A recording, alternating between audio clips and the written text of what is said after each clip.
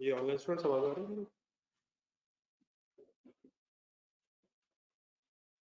Page number 63 निकालना जी आपको। जी sir, last entry देखें, क्या एंट्री लिखी है? कैश डेबिट हुआ, शेयर कैपिटल और शेयर प्रीमियम क्रेडिट हुआ। चेंजेस इन इक्विटी में आ रहा है। चेंजेस इन इक्विटी में इन फिगर्स को कैसे लिखेंगे?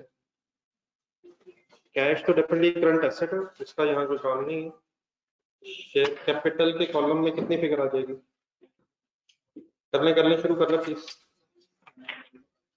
शेयर कैपिटल के कॉलम में कितना आ जाएगा? 955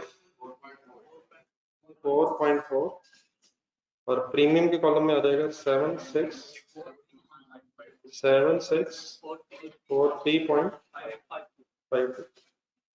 ये देखो दोबारा एंट्री जरा बोल रहा। कैश डेबिट हुआ, शेयर कैपिटल और शेयर प्रीमियम क्रेडिट का मतलब ये शेयर कैपिटल और प्रीमियम की फिगर्स प्लस हो जाए। ठीक है सर, टोटल लिख लें। टोटल के कॉलम 17197.92।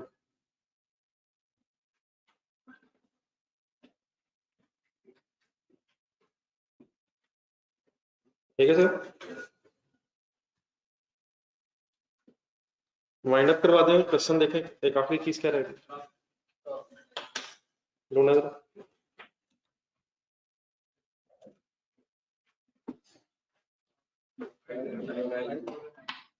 तो 2012 वाले डिविडेंड्स भी तो रहते हैं यार।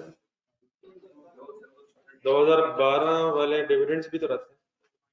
इंटरम हो गया हुआ है, इंटरम हो गया हुआ है और 12 वाले फाइनल जो है वो आने ही दे रहा। तो सिर्फ प्रॉफिट अब रह गया। तो प्रॉफिट फॉर द ईयर 2012 बताया कितना?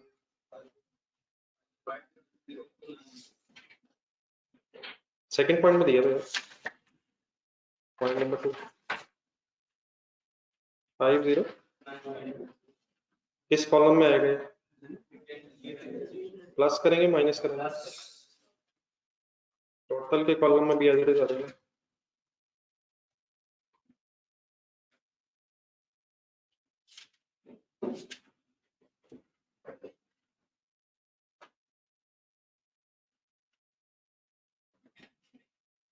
कोई कंफ्यूजन तो नहीं रहेगी प्लीज? जो कल बातें हुई हैं उनमें कोई मसला तो नहीं? रिवाइज किया जाके चले। क्लोजिंग बैलेंसेस किस दिन के बैलेंसेस आ देंगे? बैलेंस एज ऑन 31 दिसंबर 2000 करेंगे इसको। कहाँ से शुरू करेंगे? पिछले साल के जो क्लोजिंग बैलेंसेस है वहां से शुरू करें। ओपनिंग हमारे लिए जो बनेंगे, ओपनिंग बैलेंसेस प्लस माइनस करके वाइंड अप करें।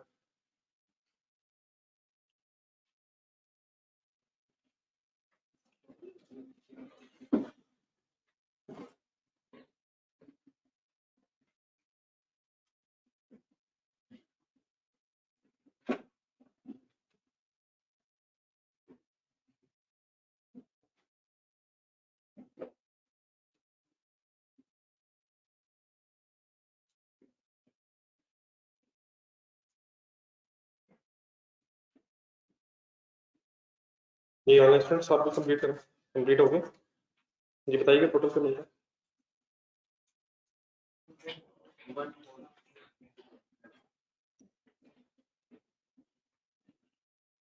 ये तो पता ना कहाँ से शुरू करने हैं। पिछले साल के जो क्लोजिंग है वही वाली ओपनिंग है, तो बताइए टोटल। 21497.4 share premium 7643.52। ये तो एज इट इज ही आ जाएगा, ओपनिंग है नहीं। रिटेन्ड अर्निंग्स 8881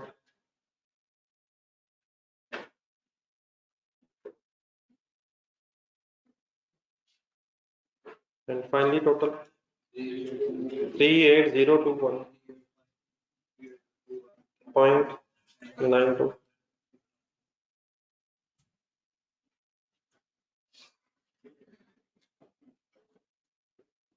टोटल तो कर लें सर।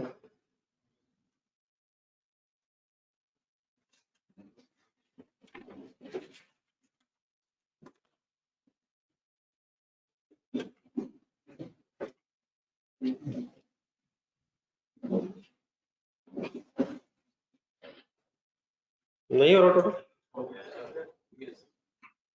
कहाँ से कहाँ तक आया? लास्ट ईयर क्लोजिंग ओपनिंग बनना था ना यार, उसी से प्लस माइनस होना। एक रिवैल्यूएशन का क्वेश्चन दिया था मैंने, पढ़ा है सर? चलो इसमें मैं आता हूँ, जरा पेज नंबर 65 पे पहले एक और क्वेश्चन करें। पेज 65 पे पहले क्वेश्चन नंबर 3 करवा दें, बाद में फिर उधर जाता है।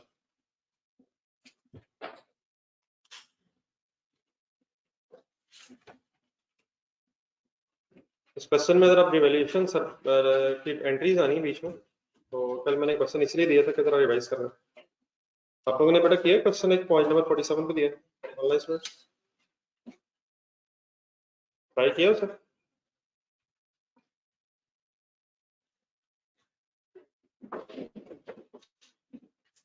जी पेज नंबर 65,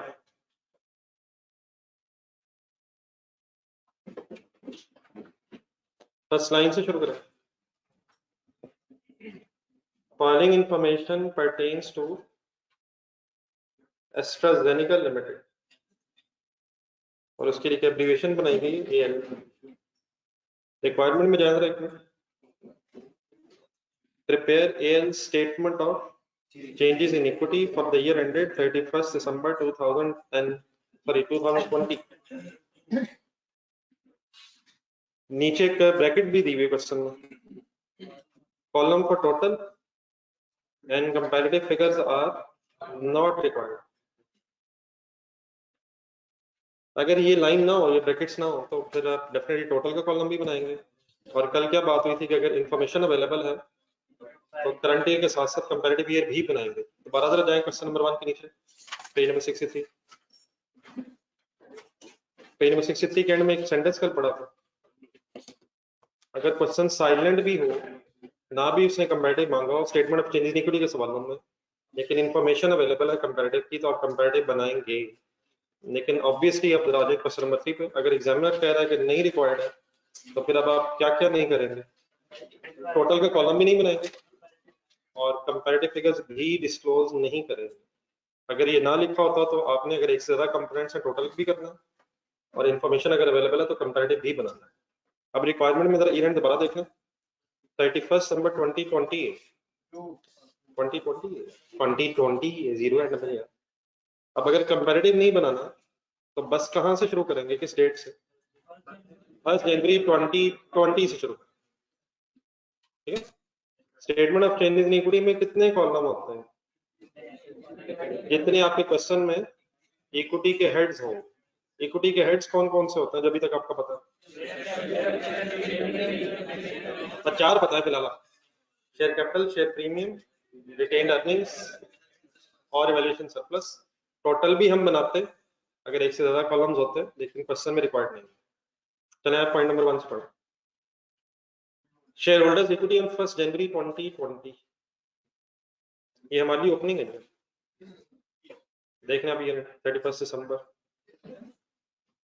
शेयर कैपिटल के साथ ब्रैकेट में लिखा हुआ ₹100 ईच। नॉर्मली तो पाकिस्तान में 10 रुपीज ईच ही होती है, लेकिन अगर एग्जामिनर डिफरेंट बताया तो अपनी अकॉर्डिंगली चलना है। तो 100 ईच ऑफ नॉमिनल वैल्यू है, ये शेयर कैपिटल के सामने जो भी ब्रैकेट में वैल्यू लिखी होगी इसकी नॉमिनल वैल्यू होती है। अब अगर 100 नॉमिनल वैल्यू है और शेयर जो है वो 120 पे इशू हो जाए, तो फिर 20 प्रीमियम होगा। 20 नॉमिनल वैल्यू से अबव प्रीमियम, और नॉमिनल वैल्यू से अगर बिलो होगा तो वो डिस्काउंट। तो सबसे पहले नॉमिनल वैल्यू का डिसीजन लेना। तो क्वेश्चन में इसके बाद नॉमिनल वैल्यू 100 दी हुई है और आगे 250 मिलियन रुपीज दिए हैं। फिर शेयर प्रीमियम भी दिया हुआ है, रिटेन्ड अर्निंग्स की फिगर है, रिवैल्यूएशन सरप्लस लैंड का भी है और बिल्डिंग का भी है। ये 1 जनवरी 2020 की बैलेंस है। देन वो कहता है profit and transfer of incremental depreciation as per the draft, underline करें ड्राफ्ट से अगला वर्ड पढ़े, फाइनेंशियल स्टेटमेंट्स का मीनिंग होपफुली आपको पता है, क्या मतलब फाइनेंशियल स्टेटमेंट्स? हाँ जी, components of financial statements, 5 components. लेकिन अगर फाइनेंशियल स्टेटमेंट्स का ड्राफ्ट वर्ड लिखा हो तो इसका मतलब होता है कि अभी ये फाइनेंशियल स्टेटमेंट फाइनल नहीं है, नॉट फाइनल, अभी अनएडजस्टेड सॉर्ट ऑफ है, कंप्लीट नहीं है। ड्राफ्ट मींस नॉट फाइनल लिखा, इनमें शायद अभी कोई एडजस्टमेंट रहती है, ठीक है। ड्राफ्ट सिंपली मींस अभी बन रही है, कंप्लीट नहीं है। तो क्या चीज बन रही है? Financial statements. उन बनती हुई फाइनेंशियल स्टेटमेंट्स के मुताबिक फिलहाल प्रॉफिट है ढूंढे कितना? नहीं यार, नहीं यार, नहीं यार, रिस्पेक्टिवली ढूंढा। प्रॉफिट 45 मिलियन है, और एक और चीज क्या कह रहा है? इंक्रीमेंटल डेप्रिसिएशन का वर्ड मैंने आपको एक दफा बताया था, और ये छोटी छोटी चीजें याद रखनी है। पेज नंबर ढूंढना है 287,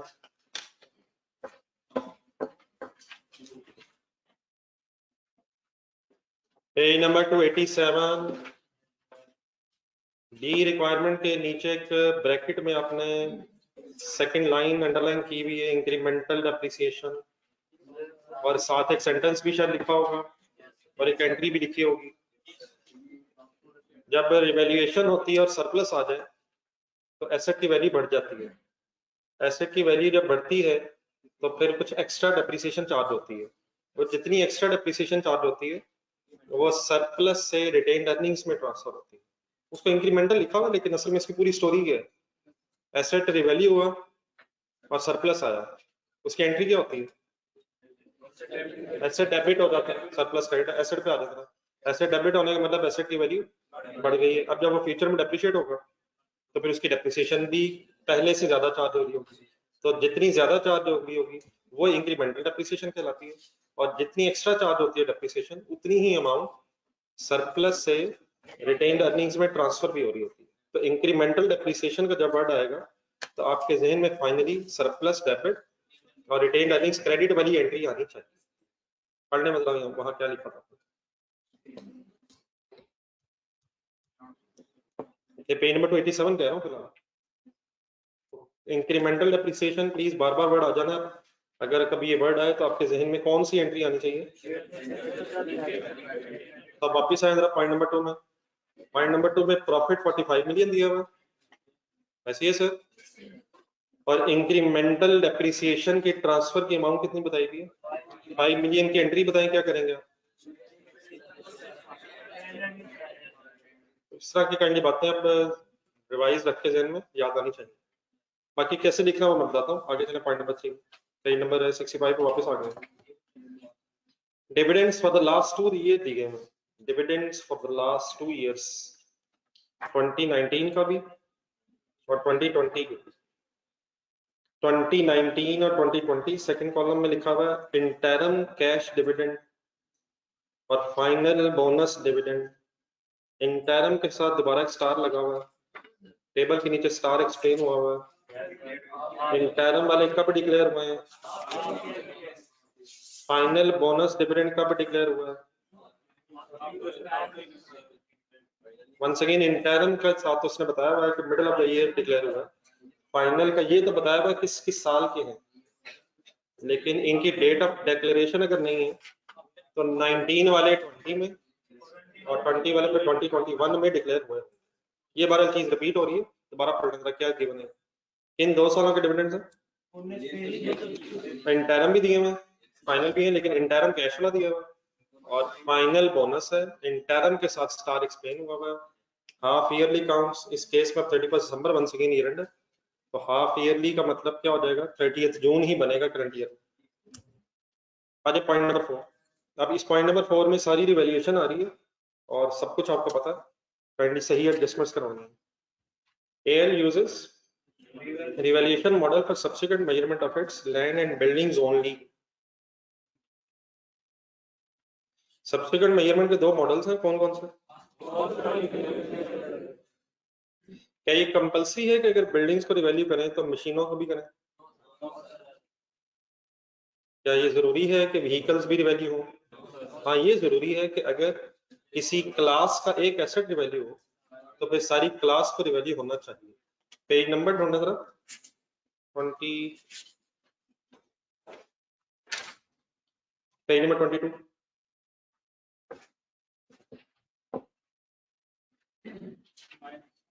पॉइंट नंबर 9।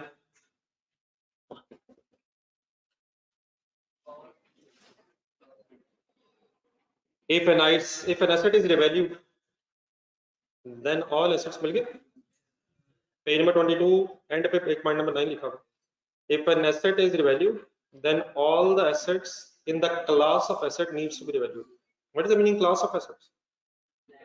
नीचे लिस्ट बनी हुई है, नीचे लिस्ट बनी हुई है सर, नीचे लिस्ट बनी हुई है, पढ़ी आपने पहले पैसे। मतलब इसका ये कि अगर बिल्डिंग्स वैल्यू हुई है तो फिर सारी बिल्डिंग, कोई एक बिल्डिंग अगर रिवैल्यू हुई है तो फिर सारी बिल्डिंग्स रिवैल्यू जरूर होनी चाहिए। कोई एक मशीन अगर हुई है तो सारी मशीनें होनी चाहिए। कोई एक व्हीकल हुई है, सारी व्हीकल्स। लेकिन अगर व्हीकल्स रिवैल्यू हुई है तो जरूरी नहीं कि बिल्डिंग्स रिवैल्यू। बिल्डिंग्स के लिए हो सकता है कॉस्ट मॉडल और व्हीकल्स के लिए हो सकता है revaluation model and vice versa as well. लेकिन अगर कोई एक क्लास का एसेट व्हीकल है वो रिवैल्यू आपने किया तो फिर सारी व्हीकल्स रिवैल्यू होनी चाहिए। ठीक है, ठीक है सर। तो आ जाओ वापस सिर्फ यहाँ क्या कह रहा है, रिवैल्यूएशन मॉडल है किस किस के लिए सिर्फ, लैंड एंड बिल्डिंग के लिए। देन वो कहता है the revalued amounts of land and buildings have been assessed at 31 दिसंबर 2020, साल के शुरू में एंड। रिवैल्यूएशन कब हो सकती है, कभी भी हो सकती है, अकॉर्डिंगली हमें एडजस्टमेंट करनी है। इस वक्त एंड में रिवैल्यूएशन की अमाउंट्स बताएंगे, लेकिन अगले वर्ड्स अंडरलाइन करें, बट नॉट इनकॉर्पोरेटेड इन। क्या मतलब, इनकी नहीं, अब इनको इनकॉर्पोरेट नहीं किया गया, क्या मतलब है, इनकी एडजस्टमेंट नहीं हुई, ये एडजस्टमेंट अभी रहती है, ये एंट्रीज अभी आपसे रिक्वायर्ड है। तो ड्राफ्ट फाइनेंशियल स्टेटमेंट्स में रिवैल्यूएशन की एडजस्टमेंट्स आपसे एग्जामिनर करवाना चाहता है। The relevant details are as under land, building, left side towards balances as on 31st December 2020 before evaluation, land की cost और 75 respectively to 40 दिया हुआ। उसके बाद फिर accumulated depreciation, land में डैश क्यों है, लैंड की डेप्रिसिएशन नहीं अगर है तो यही कॉस्ट उसकी कैरिंग अमाउंट बन जाएगा, क्या कर, लेकिन बिल्डिंग में 60 दिया हुआ है, वो फिर लेस कर देंगे। फिर रिवैल्यूड अमाउंट्स दी हुई 65 मिलियन एंड 158 मिलियन। अब ये रिवैल्यूड अमाउंट्स क्या होती है, फेयर वैल्यूज के लिए बढ़ा है, वैल्यूड अमाउंट बड़ी दफा बढ़ा आ गया, तो फेयर वैल्यूज के लिए बढ़ा। चलें शुरू करें, क्वेश्चन का फॉर्मेट बना, वर्किंग स्टार्ट करें, फिर जैसे जैसे जो होना करते हैं।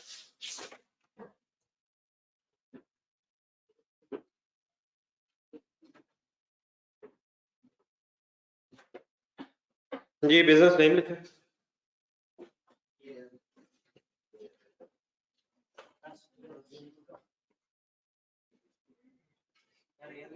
और जान नहीं यार, खुदा का नाम नहीं है, अगर बोलना मुश्किल है तो देख के स्पेलिंग लिख लें, AL लिख लें, जो चीज क्वेश्चन में से देख के लिखनी है वो तो सही लिख लें। बिजनेस नेम क्वेश्चन में से देख के लिखें, वर्ड चाहे ना भी बोला जाए, स्पेलिंग तो नजर आ रहा है। ये नई मोबाइल ऐप आई है, नाम बोले इसका, आप बोल लेंगे, आप भी भूल के पूरी कोशिश करेंगे, अब जरूर बोलना आना चाहिए, वरना दुनिया में पीछे रह जाएंगे, जमाने की दौड़ से पीछे रहते हैं। बोले बोले नाम बोले, ठीक हो गया, अल्लाह मालिक। स्टेटमेंट का नाम बता, इसका नाम तो पूरा बोल देंगे, change in equity, statement of changes in equity, तब्दीलियां इन इक्विटी। हाँ ये सही फॉर्मेलिटीज फाइनल करें for the year ended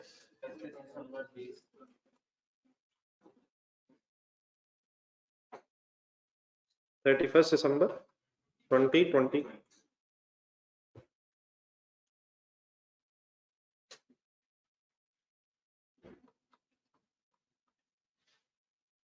rupees in millions,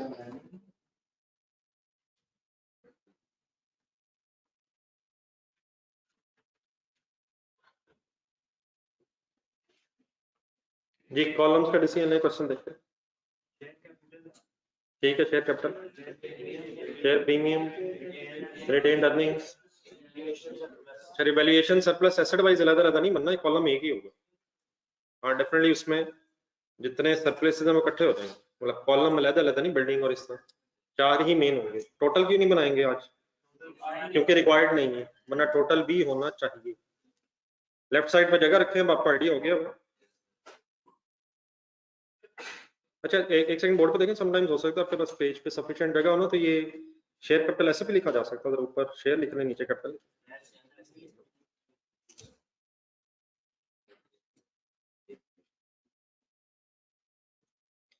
share capital, share premium, retained earnings,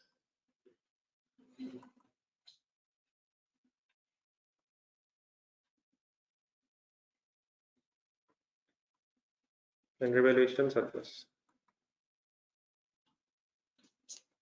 ji online students इकट्ठे हो गए।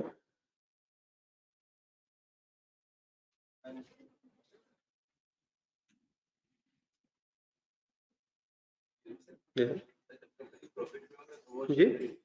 सॉरी नहीं सर जी, ये चीजें नहीं, इस तरह नहीं है, मेरे ख्याल जरूरत नहीं इसकी। कंपनी की मार्केट वैल्यू, जैसे शेयर अगर इशू किए जा रहे हैं, शेयर की अगर मार्केट वैल्यू नॉमिनल वैल्यू से ज्यादा है और ज्यादा पैसे मिल गए तो शेयर प्रीमियम आ जाएगा। तो वो कब हो जाएगा कब नहीं हो जाएगा, मेरा ख्याल है इस वक्त आप उस पोजीशन में नहीं है, कैसे उधर परेशान हो। और डेफिनेटली अब मार्केट वैल्यू कब होगी ज्यादा, जब कंपनी के फ्यूचर प्रोस्पेक्ट्स अच्छे हो, तो वो डेफिनेटली सही कह रहे हैं। लेकिन ऐसे परेशान होने वाली बात है फिलहाल। अभी आप बड़े हो रहे हैं, अभी बड़े हो जाए इंशाल्लाह सब सामने आ जाएगा।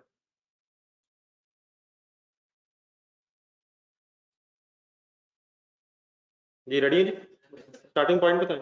वर्ड्स वर्ड्स लिखवाएं, words word words. Balance as on 1 जनवरी 2020। अगर कंपैरेटिव्स रिक्वायर्ड होते तो 2019 से शुरू करते।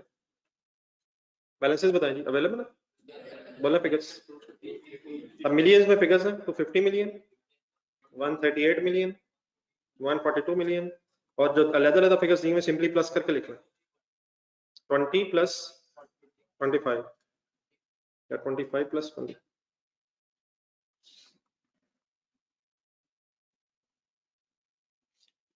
तो प्रेजेंटेशन में सरप्लस जो है वो इकट्ठा होकर आ जाएगा।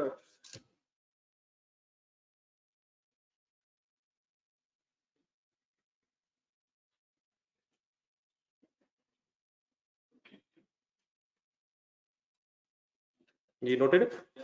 अब क्वेश्चन देख के जरा आज आपने अरेंज करवाना है, जरा तरतीब बताएं, सबसे पहले क्या आना चाहिए, फिर क्या, जहां तक हो सके जो इन्फॉर्मेशन हमारे पास अवेलेबल है सीक्वेंस में जरा अरेंज करेंगे। 1 मिनट जरा लगाएं जरा। यार ये वैल्यूएशन भी हुई है यार, वो साल के एंड पे हुई, वो साल के एंड पे हो रही। तो सबसे पहले क्या, प्रॉफिट, सबसे पहले क्या, पिछले साल का फाइनल, फाइनल पिछले साल 19 का फाइनल, आगे 20 का इंटरम, इंटरम तो 19 का भी है, तो 19 में हो गया होगा। सबसे पहले 20 का फाइनल, सॉरी 19 का फाइनल, 20 का इंटरम, फिर बाकी सारे काम वैसे ईयर एंड पे ही हुए, फिर प्रॉफिट भी है, रिवैल्यूएशन भी है, और पॉइंट नंबर 2 में दोबारा जाए, एक ट्रांसफर ऑफ सरप्लस भी है, ये भी ईयर एंड पे ही होता है ट्रांसफर ऑफ सरप्लस। जब डेप्रिसिएशन ईयर एंड पे चार्ज होती है तो साथ साथ ट्रांसफर ऑफ सरप्लस भी। तो ये बाकी सारे काम फिर ईयर एंड्स पे ही हैं। तो पहले 2 मेन काम करना, final dividend 90 and interim dividend 2020, ये काम आपने करवाना है। फाइनल है कौन सा जी, फाइनल बोनस डिविडेंड, किस साल वाला, किस साल में, 19 का 20 में।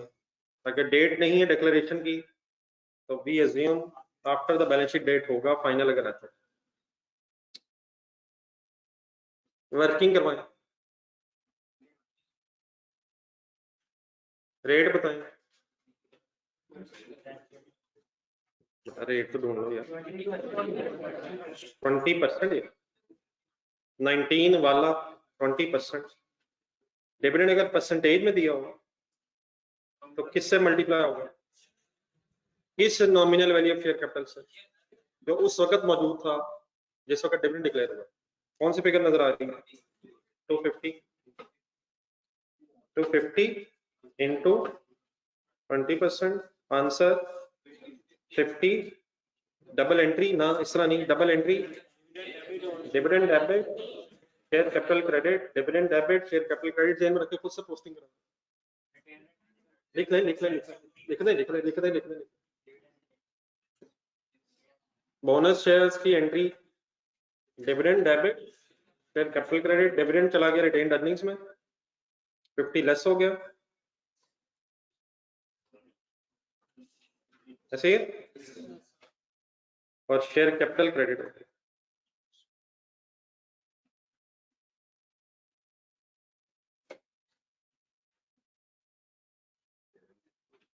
Any confusion sir? Next one बताएं। ये ऑनलाइन स्टूडेंट्स हो गया 50? ये करें जी, इंटरम भी खुद से करें। इंटरम कैश डिविडेंड,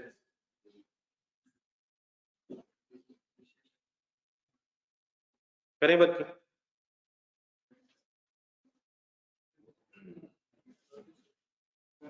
इसकी वर्किंग करें, इसकी फिगर लिखें।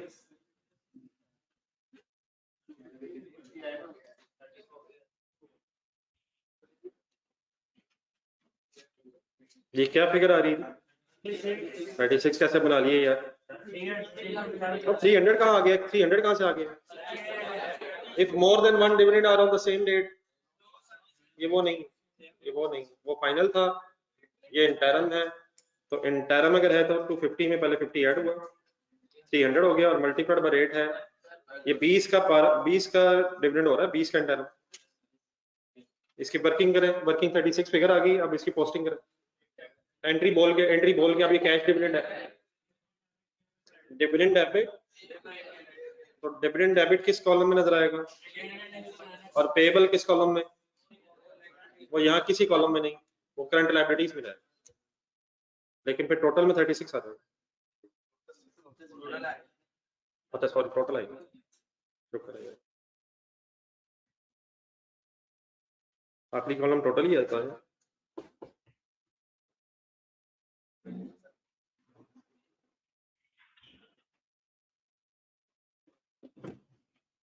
ये ठीक है सर?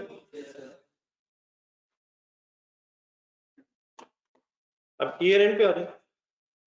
3 काम होने जी अब। एक तो फॉर द ईयर का प्रॉफिट है, ट्रांसफर ऑफ सरप्लस भी है, और इवेल्युएशन के रिजल्ट में भी हो सकता है कोई सरप्लस या लॉस आ जाए।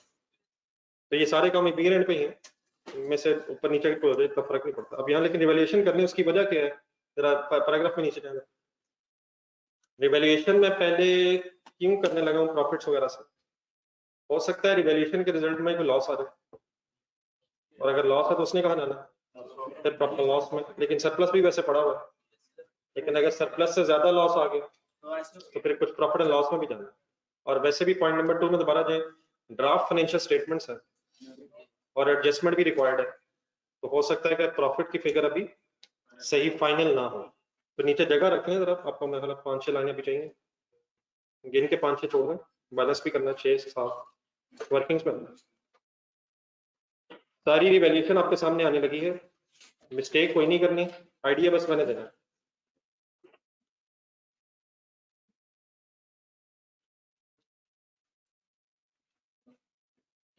करें start? What is the date of revaluation? 31 December 2020। Assets दो हैं, एक बार एसेट वाइज कर लेना, लैंड भी रिवैल्यू हो रही है और बिल्डिंग भी रिवैल्यू हो रही है। तो लैंड की पहले बहस करना।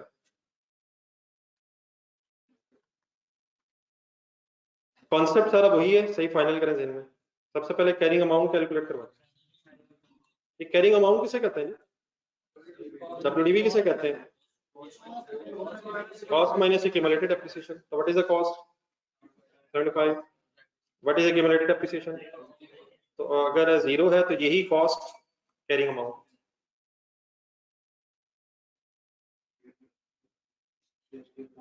What is fair value, what is fair value 65, difference में 10 क्या आया, रिवैल्यूएशन लॉस आया।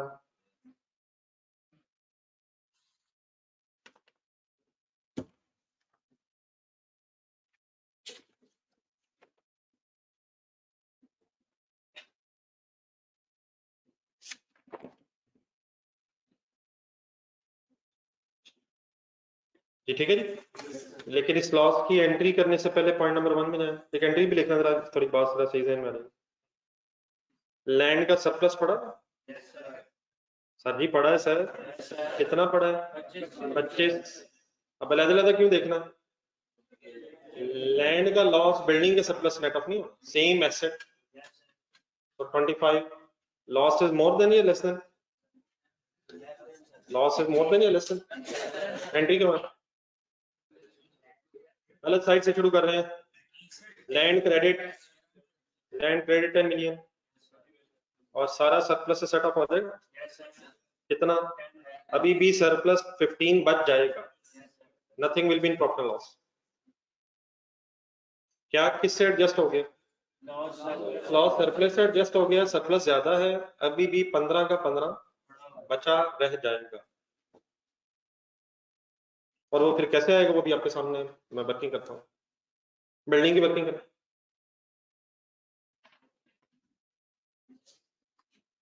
Any confusion? Johnny students?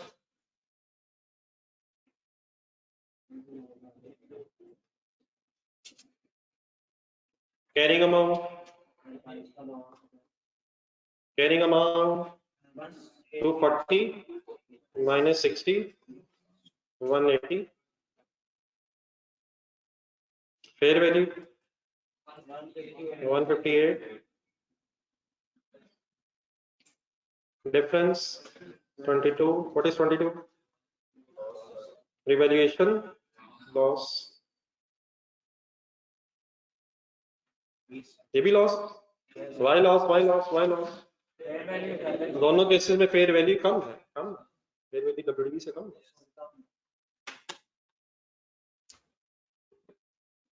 जी लॉस 22 है, इसकी एंट्री वंस अगेन सरप्लस पड़ा, लेकिन इसमें बड़ा एहतियात जरा रखिए, ये लॉस आया कब है, नहीं ये लॉस कब आया, किस दिन आया, ईयर एंड पे आया, और डेफिनेटली फिर आप ये देखना है कि कितना सरप्लस पड़ा है, तो जरा पॉइंट 1 में जाए, बिल्डिंग का सरप्लस कितना पड़ा था 20, वो किस दिन 20 है, ये किस दिन 22 है, वो साल के शुरू की बहस है, ये साल के एंड पे है, मसला है। पॉइंट नंबर 2 में ये कुछ सरप्लस ट्रांसफर भी हुआ हुआ, ये क्या है, साल के शुरू का जो सरप्लस पड़ा है उसे कंपेयर करना है साल के एंड में जो लॉस आया, ये किसको किससे कंपेयर करना होता है, डेट ऑफ रिवैल्यूएशन पे अगर लॉस आया तो उस दिन कितना सरप्लस पड़ा, तो ये 20 जो है ये सरप्लस कब था, ये तो पीरियड के स्टार्ट पे था, ऐसे ही सर, तो क्या ये इस साल ट्रांसफर भी होगा, सर हो तो चुका होगा, लेकिन आप 20 जो देख रहे हैं ये हो चुका हुआ देख रहे हैं, ये ओपनिंग देख रहे हैं, what is 20, what is 20, what is 20, what is 20, opening revaluation surplus considerate करना, लेट्स अज्यूम ये रिवैल्यूएशन साल के शुरू में हुई होती, बिल्डिंग की रिवैल्यूएशन साल के शुरू में हुई होती, तो उस दिन 20 पड़ा था, 22 लॉस आ गया, नेट ऑफ हो जाएगा, लेकिन अगर साल के एंड में रिवैल्यूएशन है तो साल के एंड में पहले आप देखेंगे what is the remaining surplus, किसी को कुछ याद आ जाएगा प्लीज, पिछले दिनों में आपने रिवाइज भी किया होगा, ऐसे थोड़ी है कि जो सरप्लस किसी जमाने में आया था उसी को देख के फाइनली आप लॉस के साथ एडजस्ट करते हैं, ईयर एंड पे जो लॉस आया है इसको अब आप कंपेयर करेंगे कि ईयर एंड पे कितना सरप्लस पड़ा, ठीक है, लेकिन प्लीज प्लीज प्लीज ये वाली बात मैंने लैंड के केस में क्यों नहीं की, नहीं नहीं, आराम से आराम आराम से आराम आराम से। लैंड के केस में ये बात मैंने क्यों नहीं की, लैंड का भी तो सरप्लस ओपनिंग बैलेंस है 25, तो लैंड का भी तो 25 किस दिन था, 25 1 जनवरी पे, उसका लॉस आया है 31 दिसंबर पे, तो वहां ये बात मैंने क्यों नहीं की कि वो ओपनिंग है और ये क्लोजिंग है। What is the story of transfer of surplus, जैसे जैसे ऐसे डेप्रिशिएट होता है साथ साथ सरप्लस भी ट्रांसफर हो रहा होता है। लैंड क्योंकि डेप्रिशिएट नहीं होती है, इसलिए दोबारा पेज नंबर 22 पे जाएंगे। जवानों हिम्मत करो हिम्मत करो, पेज नंबर 22 ढूंढे, उसके एंड में लैंड से रिलेटेड एक पॉइंट लिखा हुआ है। पहले इससे पहले कि आपसे पढ़े, पहले वैसे जरा अपना सारा सोच लें जरा। सर्विस ट्रांसफर करने की दो पॉसिबिलिटीज हैं, 55 जरा ज़हन में लाना। या तो एसेट डिस्पोज हो एक ही दफा ट्रांसफर करना, और एक ये है कि जैसे जैसे एसेट यूज होकर डेप्रिशिएट हो रहा है साथ साथ सरप्लस भी ट्रांसफर करते हैं। ठीक है, ठीक है, सही है। लेकिन अगर फॉर एग्जांपल साथ साथ सरप्लस ट्रांसफर हो भी रहा हो और एसेट ही डिस्पोज ऑफ कर दे, तो जितना पड़ा होता है वो फिर इमीडिएटली रिटेन्ड अर्निंग्स में ट्रांसफर भी हो जाता है। और सर जी कोई है सर, आप ही होते थे सर, आप ही होते थे। ठीक है सर, लेकिन अगर क्वेश्चन साइलेंट है तो प्रेफरेबल पॉलिसी कौन सी है, ईयर वाइज वाली या डिस्पोजल वाली, ईयर वाइज वाली डेप्रिसिएशन के साथ साथ। लेकिन लैंड का प्रॉब्लम ये है कि लैंड डेप्रिशिएट नहीं हो रही, इसलिए फिर उसका सरप्लस भी साथ साथ ट्रांसफर नहीं हो सकता। तो लैंड का सरप्लस एक दफा तभी ट्रांसफर होता है जब कभी वो डिस्पोज ऑफ होगी, उसका साथ साथ वाली पॉलिसी होती ही नहीं है।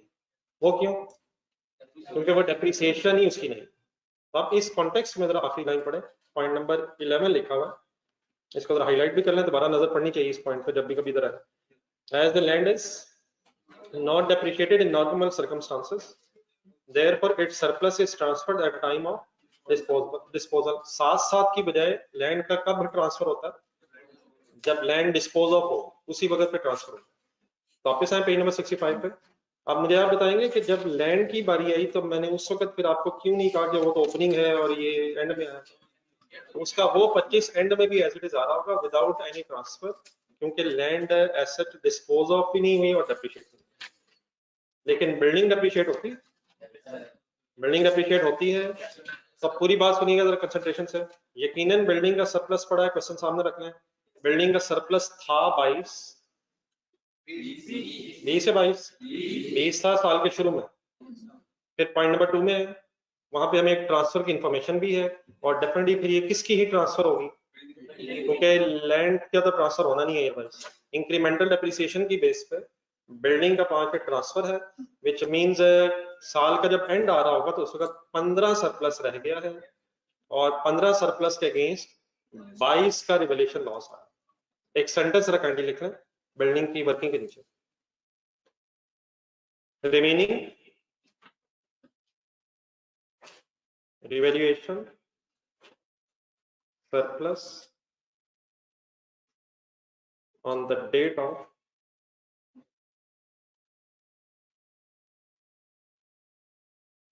revaluation, that is 31st December 2020, is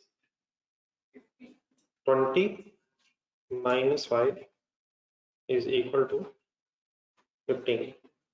What was 20? What was 20?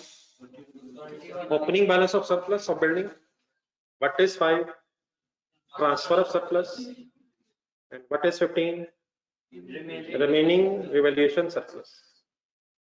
इन्हीं दिनों के लिए मेरी रिक्वेस्ट थी आपसे कि साथ साथ काइंडली पढ़ने की कोशिश करें, ये चीजें लिंक्ड हैं।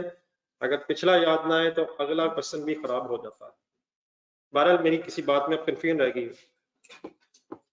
अगर सपोज रिवैल्यूएशन साल के शुरू में हो रही होती तो देन क्या हम पहले लॉस एडजस्ट कर देते?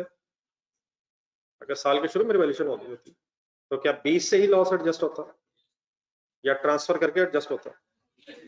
अगर साल के शुरू में रिवैल्यूएशन हो रही होती तो उस वक्त तो फिर 20 ही था। तो असल में जिस डेट पे आप रिवैल्यूएशन कर रहे हैं उस डेट पे आपने देखना है कि रिमेनिंग सरप्लस कितना है। तो ये सरप्लस रिमेनिंग कितना है 20 कब, साल के शुरू में, और हमारा रिवैल्यूएशन लॉस आया साल के एंड पे, तो ड्यूरिंग द ईयर फिर वो पहले ट्रांसफर होने के बाद रिमेनिंग बचा ही कितना होगा, रिमेनिंग 15 पे बचा होगा। फाइनल एंट्री करें, लिख ले अपनी एंट्री बनाए, 22 और 15 को ज़हन में रख के सही साइड से शुरू कर ले ये ऑनेस्टमेंट आप लोग क्लियर हो गए वर्किंग से।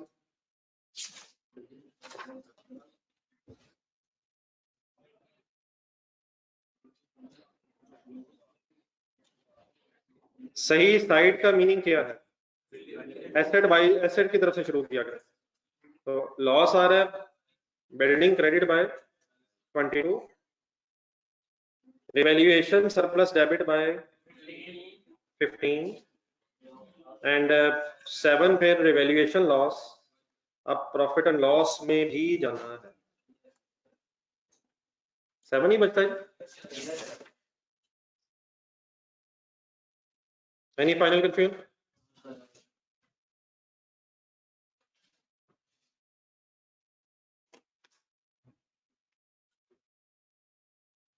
चलो अब आए जरा चेंजेस इन इक्विटी के एंगल से अब सोचते हैं कि हमारी इन एंट्रीज से हमारी statement of changes in equity में क्या क्या इफेक्ट किस किस जगह आएगा।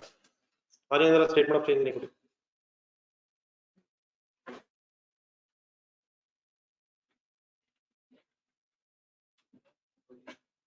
अब 3 काम है ईयर एंड पे, प्रॉफिट है, ट्रांसफर है और इवैल्यूएशन है। क्योंकि ये सब कुछ अब ईयर एंड पे ही है, तो इनका सीक्वेंस अगर ऊपर नीचे हो रहा है तो अब डेफिनेटली फर्क नहीं पड़ता। ठीक है, डेफिनेटली किसी एक को तो पहले लिखना ही है, तो किसी एक को पहले लिखना है, प्रॉफिट भी पहले आ सकता है, ट्रांसफर भी आ सकती है, रिवैल्यूएशन भी, और अगर थोड़ा सा इसमें कोई चेंज आ जाए क्योंकि सब कुछ एक ही दिन है तो इससे अब फर्क नहीं पड़ रहा। हम कॉन्सेप्चुअली स्पीकिंग ईयर एंड पे आ गए हैं। बताएं आप क्या लिखना चाहते हैं पहले। रिवैल्यूएशन चलो लिखें।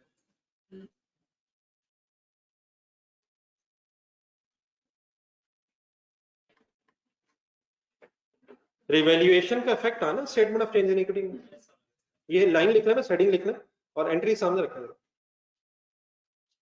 रिवैल्यूएशन का इफेक्ट एंट्रीज देख के जरा बताएं। हमारे इस कॉलम में, हमारे statement of change in equity के किसी कॉलम में है ना, रिवैल्यूएशन सरप्लस के कॉलम में कोई इफेक्ट आएगा?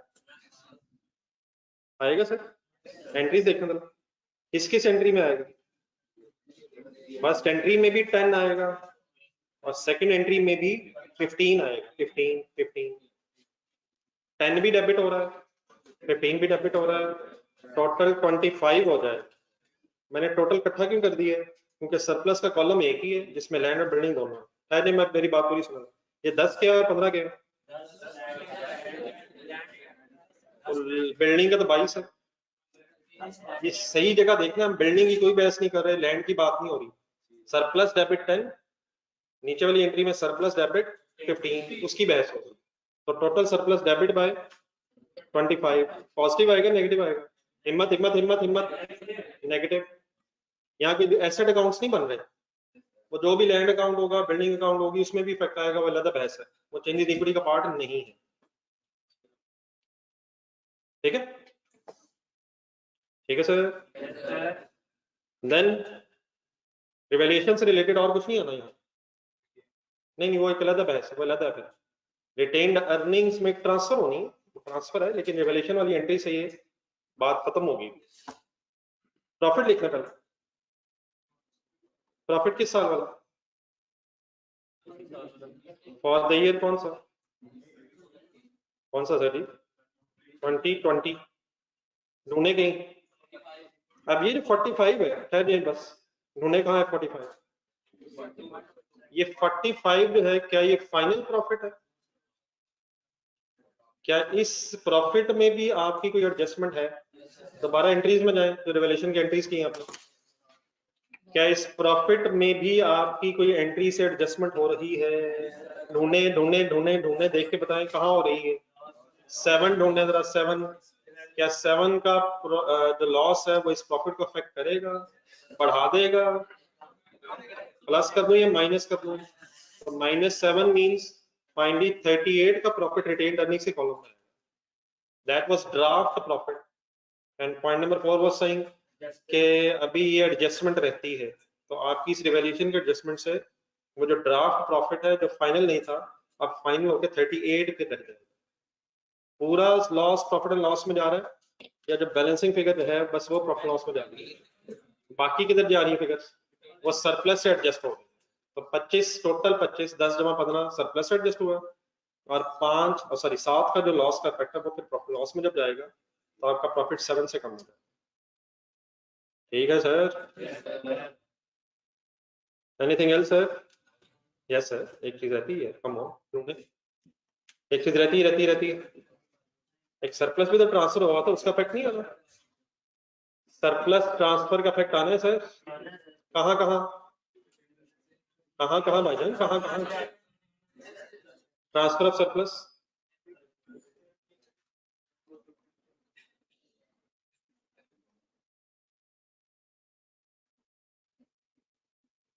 ट्रांसफर ऑफ सरप्लस ये तो हो नहीं गई भी एंट्री,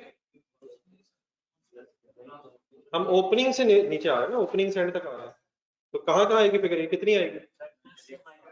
डबल एंट्री बोले, double entry surplus debit retained earnings credit, debit credit बोल के प्लीज प्लस माइनस करें वरना मिस्टेक्स हो जाएंगे।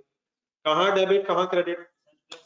सरप्लस डेबिट मींस सरप्लस कम हो जाएगा, retained earnings credit means retained earnings बढ़ जाएंगे। Anything else?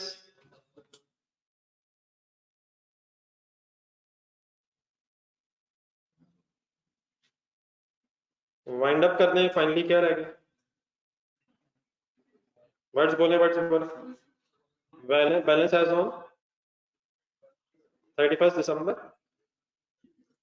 2020 निकाले फिगर्स।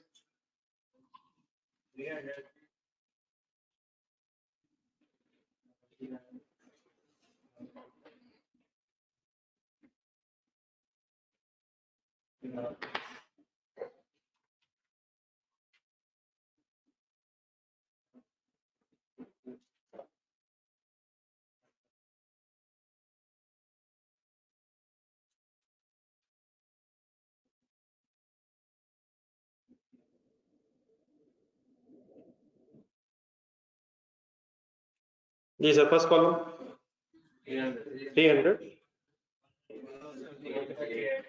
138 99 एंड 15, ये आखिर में जो 15 आ रहा है सरप्लस के कॉलम में, ये बताएंगे ये अभी तक क्यों आ रहा है, ये अगर अपनी एंट्रीज देखें सारी रिवीजन करें जरा, बताएं ये क्या है 15, जरा सही तरह देखें, ये तो जीरो नहीं हो गया यार, ये टोटल्स करके जरा 15 रिकंसाइल करवाएं जी, 15 क्या चीज है?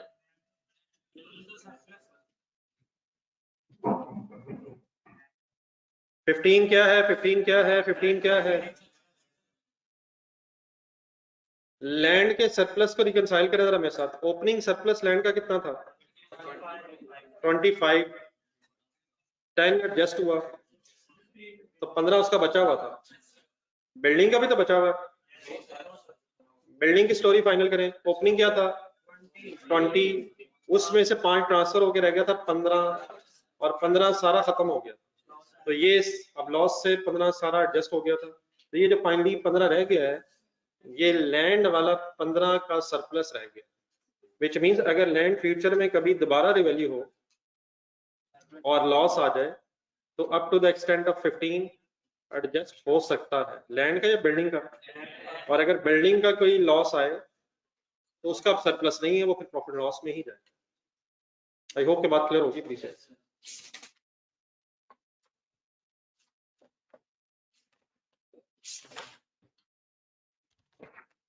पेज नंबर ढूंढे 290,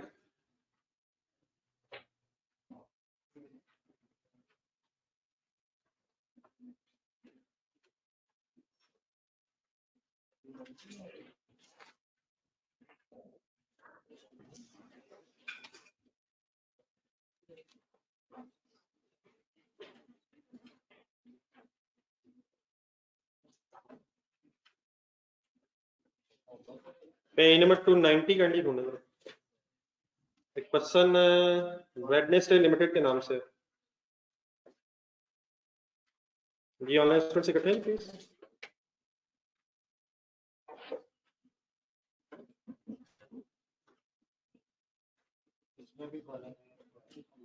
जी काइंडली जरा क्वेश्चन पढ़ना शुरू कीजिएगा।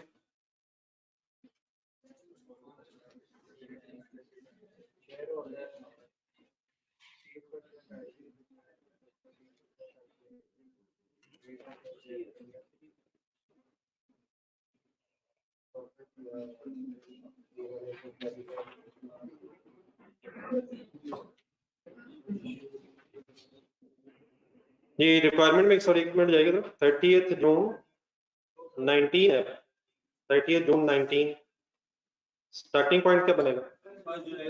1 जुलाई 18। अब ईयर एंड जरा चेंज हो गए, 19 जून ईयर एंड, जून 30 19, 1 जुलाई 18 आपके ओपनिंग होंगे। ब्रैकेट पढ़े, इससे नीचे भी ब्रैकेट है। कॉलम फॉर टोटल भी रिक्वायर्ड नहीं है और कंपैरेटिव भी रिक्वायर्ड नहीं है, उसी तरह से लिखा हुआ जिस तरह भी क्वेश्चन में था। फर्स्ट लाइन से पढ़े।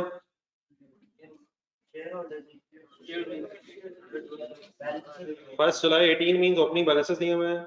शेयर कैपिटल वही 100 ईच है, शेयर प्रीमियम है, रिटेन अर्निंग्स है, सरप्लस 65। ठीक है, क्या मिला? ये ओपनिंग बैलेंसेस मिल गए। सेंटेंस नंबर 2 जरा ध्यान से पढ़ लीजिएगा, इस क्वेश्चन बस यही है। On 30th November 18 WL issued 30% right shares। पर यही रुके,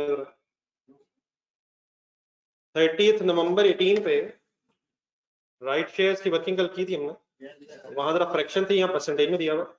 जो भी शेयर कैपिटल होगा इस डेट पे उसका 30% से मल्टीप्लाई कर देना, ऐसे ही डिवाइड बाय 100 करके शेयर्स भी निकालने हैं, तो वर्किंग करते हैं। तो राइट शेयर्स इशू हुए 30%। आगे कहता है एट अ प्रीमियम ऑफ, इस सेंटेंस जरा दोबारा पढ़े, एट अ प्रीमियम ऑफ 120 पर शेयर। क्या 120 पे शेयर इशू है? 120 के प्रीमियम पे इशू किए। तो प्रीमियम किसे बोलते हैं? जो नॉमिनल वैल्यू से एक्स्ट्रा अमाउंट होती है। ऊपर टेबल में वापस है, शेयर कैपिटल के सामने 100 ईच लिखा हुआ है। तो मेरा तो ख्याल है ये 120 रुपए पे शेयर इशू है। सर जी 120 रुपए लिखा तो भाई है, 20 रुपए प्रीमियम हो गया। 120 पे इशू है या 120 के प्रीमियम पे इशू है? तो ये 220 रुपए पे इशू हुआ।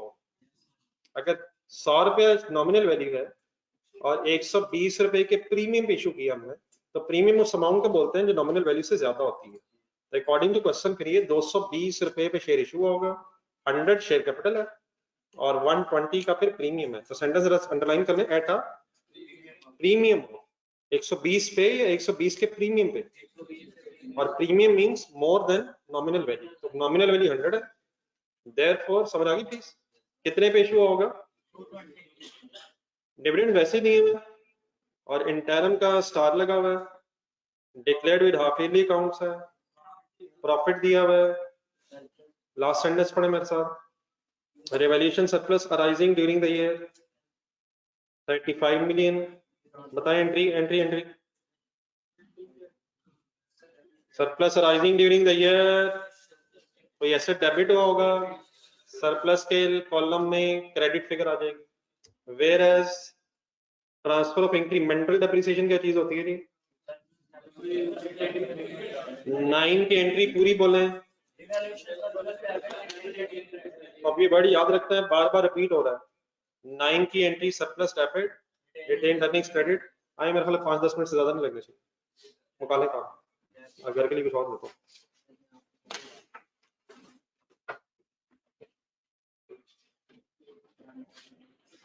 स्पीड अप हो जाए, फॉर्मेलिटीज पूरी कर। बिजनेस नेम,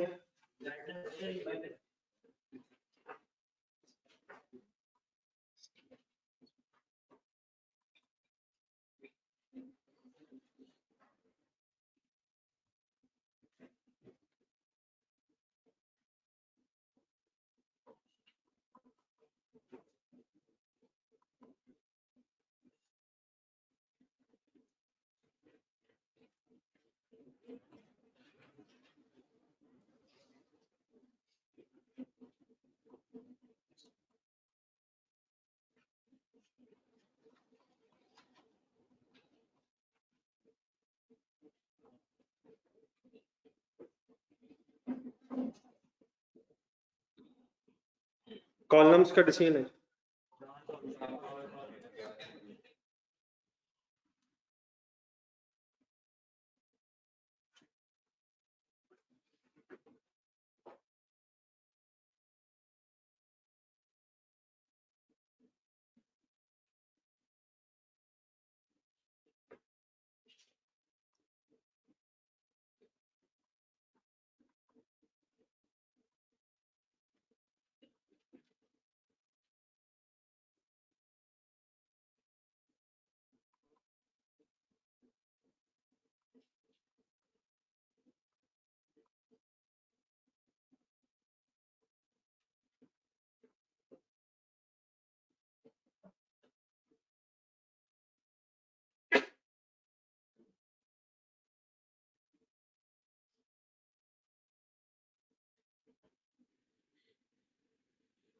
छा गए सर, छा गए।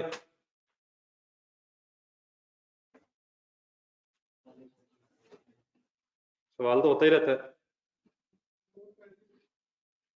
आपको तो बेटा मैंने कुछ नहीं कहा। मैं किसी को कुछ नहीं कहा। मेरी ये हो सकती है जरूरत कि मैं किसी कुछ कहूं।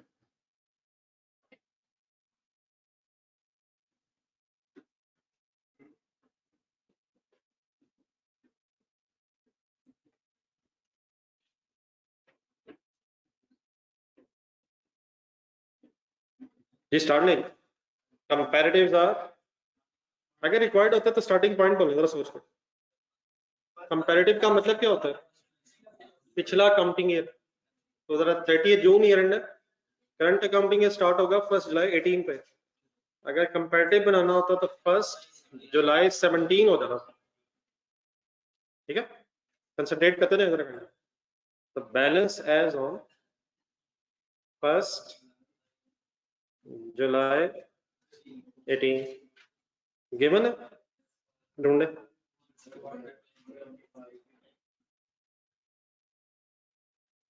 $200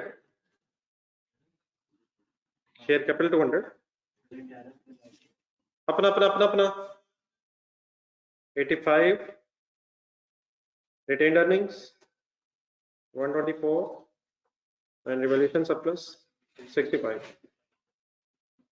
ठीक है ना यार, पॉइंट 1 में फिगर्स देंगे। क्वेश्चन देख के जरा एक तरतीब बना लें। क्वेश्चन देख के जरा पहले एक तरतीब बना लें, पहले क्या आना है फिर क्या आना है फिर क्या आना है। नहीं आराम आराम से, रट्टा ना लगा लीजिएगा, अब रट्टा खराब हो गया, रट्टा खराब हो रहा है, सोच के जरा सोच के। नहीं सबसे पहले फाइनल तो कैश डिविडेंड आ ही जाएगा, सबसे पहले तो पिछले साल का डिक्लेयर होगा, सबसे पहले तो पिछले साल वाले ही फाइनल होंगे। ये तो जाके राइट शेयर्स तो नवंबर में है, तो नवंबर का मतलब इंटरम से पहले या इंटरम के बाद? ये 30 June year and, interim date का मतलब हो जाना 31 दिसंबर 18, 1 जुलाई 18। हाँ जी, तो पहले फाइनल डिविडेंड, सबसे पहले तो पिछला फाइनल आ जाएगा, उसके बाद फिर राइट शेयर्स क्यों आ रहे हैं? इंटरम डेट अब कौन सी है? 31 दिसंबर 18, गलती से ठीक हो गई। What is the year and? 30 June 19, half year कब एंड होगा? 31 दिसंबर 18, 1 जुलाई 18। पर नवंबर इस केस में दिसंबर से पहले बन रहा है। जो हमने कल क्वेश्चन नंबर 1 किया था पेज नंबर 63 ढूंढा, पेज नंबर 63, वहां भी नवंबर ही था यार, राइट शेयर नवंबर,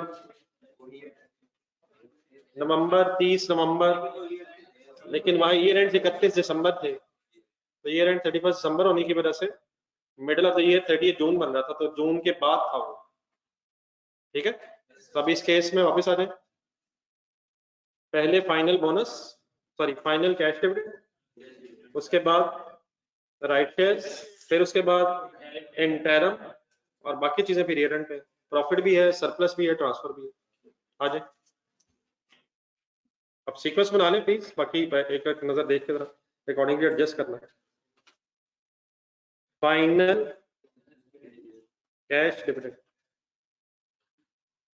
कैश है, फाइनल कैश डिविडेंड किस साल वाला, किस साल में? 18 का 19 में आ रहा है, डेट्स गौर से देखें, 1 जुलाई 18 मींस 19 वाला साल शुरू हो चुका है, 18 का 19 में 18% रेट है, करें फाइनल, इंडिविजुअली करें, पोस्टिंग भी करें।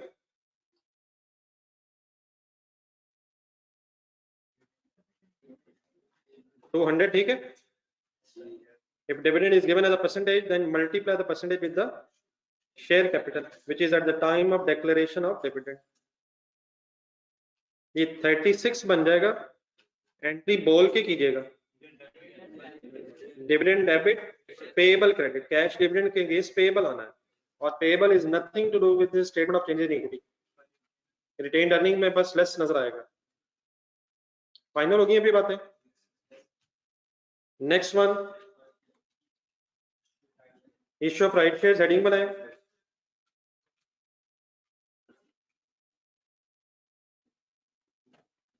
Issue of right shares heading बनाए और राइट शेयर्स की एक वर्किंग करवाएं। एक दफा वर्किंग दोबारा मैसेज कर लें, ये दोबारा आगे आएंगी, फिर आप इंडिविजुअली कीजिएगा। नीचे आप स्पेस रख लें, आपको आइडिया हो गया नीचे भी चीजें रहती हैं, तो जगह रख लें, वर्किंग में इकट्ठे हों।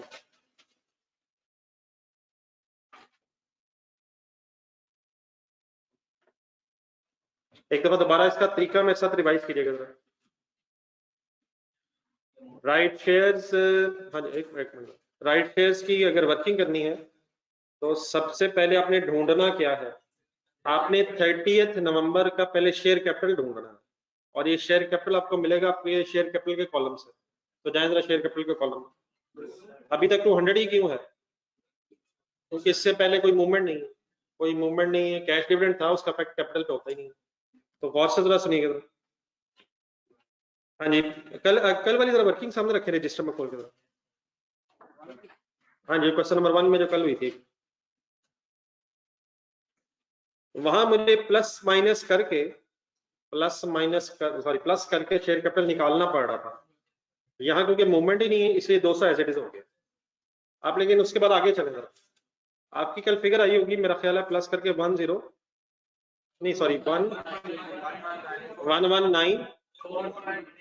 4.3 समथिंग, इस फिगर पे आ जाए जरा। वो जो हमें कैलकुलेट करना पड़ा जरूरत नहीं, उसके बाद में फिर आपने डिवाइडेड बाय 10 किया वहां।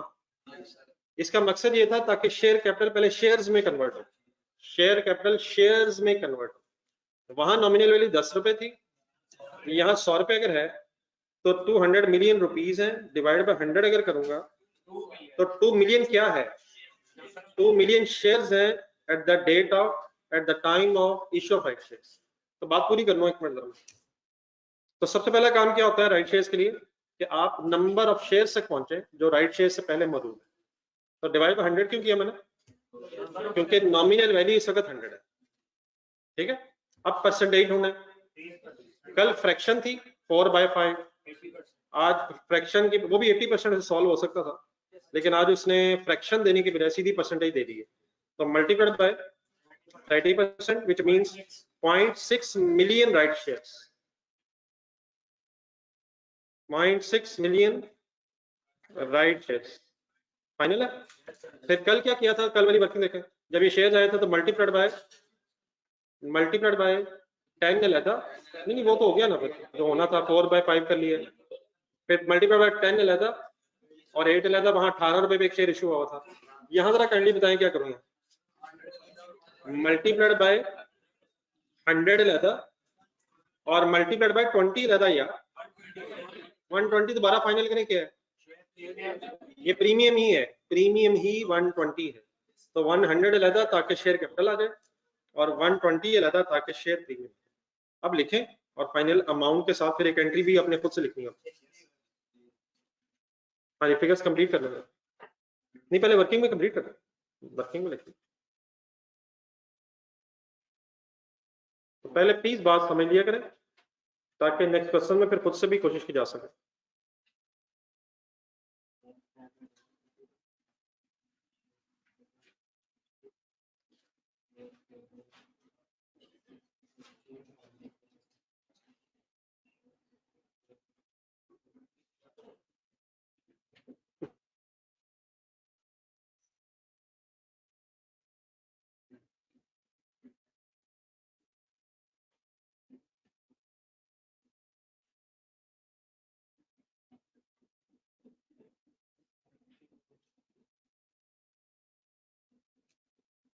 क्योंकि बेटा शेयर प्रीमियम गिवन ही 120 है, शेयर 120 रुपए पे इशू नहीं हुआ, शेयर 120 के प्रीमियम पे इशू हुआ, 120 रुपए पे इशू हुआ, 120 के प्रीमियम पे इशू हुआ। तो प्रीमियम का मतलब होता है नॉमिनल वैल्यू से ज्यादा। 100 का शेयर है, प्रीमियम 120, इसका मतलब शेयर 220 रुपीज पे इशू हुआ होगा। ठीक है, तो काइंडली ये प्रीमियम है, उसने ये नहीं बताया आपको कि टोटल कितने रुपए पे इशू है, उसने बताया प्रीमियम ऑफ 120 पे इशू हुआ, विच मींस टोटल फिर 220 बनेगा अकॉर्डिंग टू क्वेश्चन, क्योंकि 100 रुपीज नॉमिनल वैल्यू। ठीक है, क्लियर होगा? ये सारी एंट्री बनाएंगे, क्या क्या फिगर्स आएंगे? फिगर्स क्या बन गई फाइनल?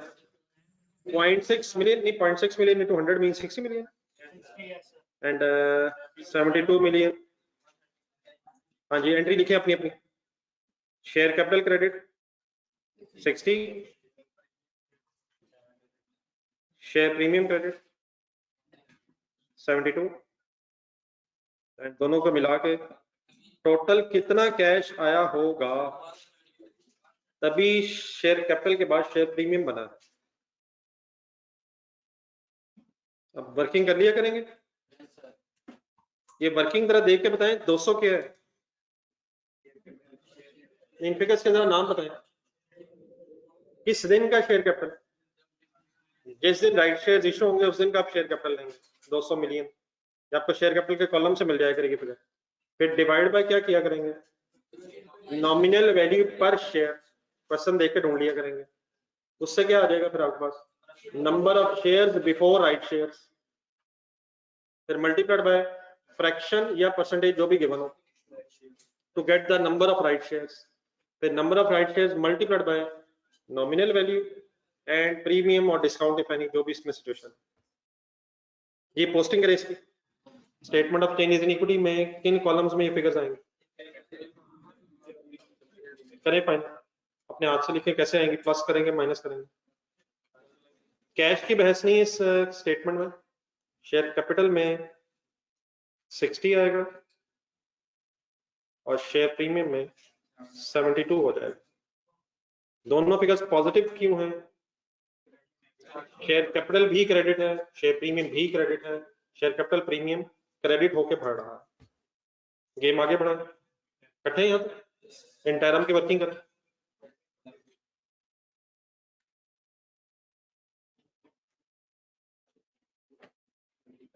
किस साल का इंटरम?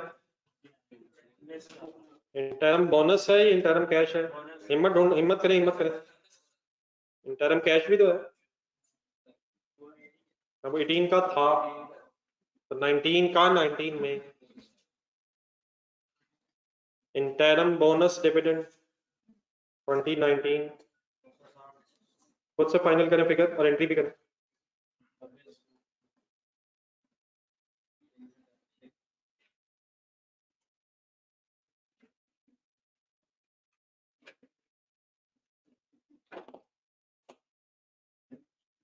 जी ढूंढे परसेंटेज, किस साल का इंटरम? 19 का इंटरम, परसेंटेज क्या है, कहाँ है, कहाँ है? 10% मिल गई, 10% है। इससे मल्टीप्लाई करें तो 60 कैसे हो गया यार, कमाल है यार। कभी 200 होता है, कभी 260 हो जाता है। सबको पता है सर जी, सबको पता है कब हो जाता है? हाँ जी, at the time of declaration of dividend.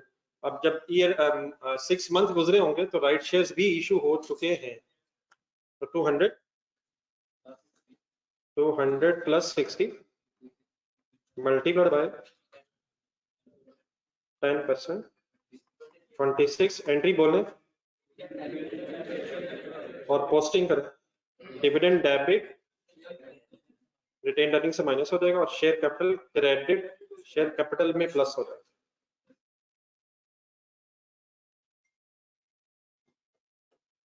ये क्लियर है सबको कि ये इंटरम से पहले राइट शेयर्स क्यों आ गए?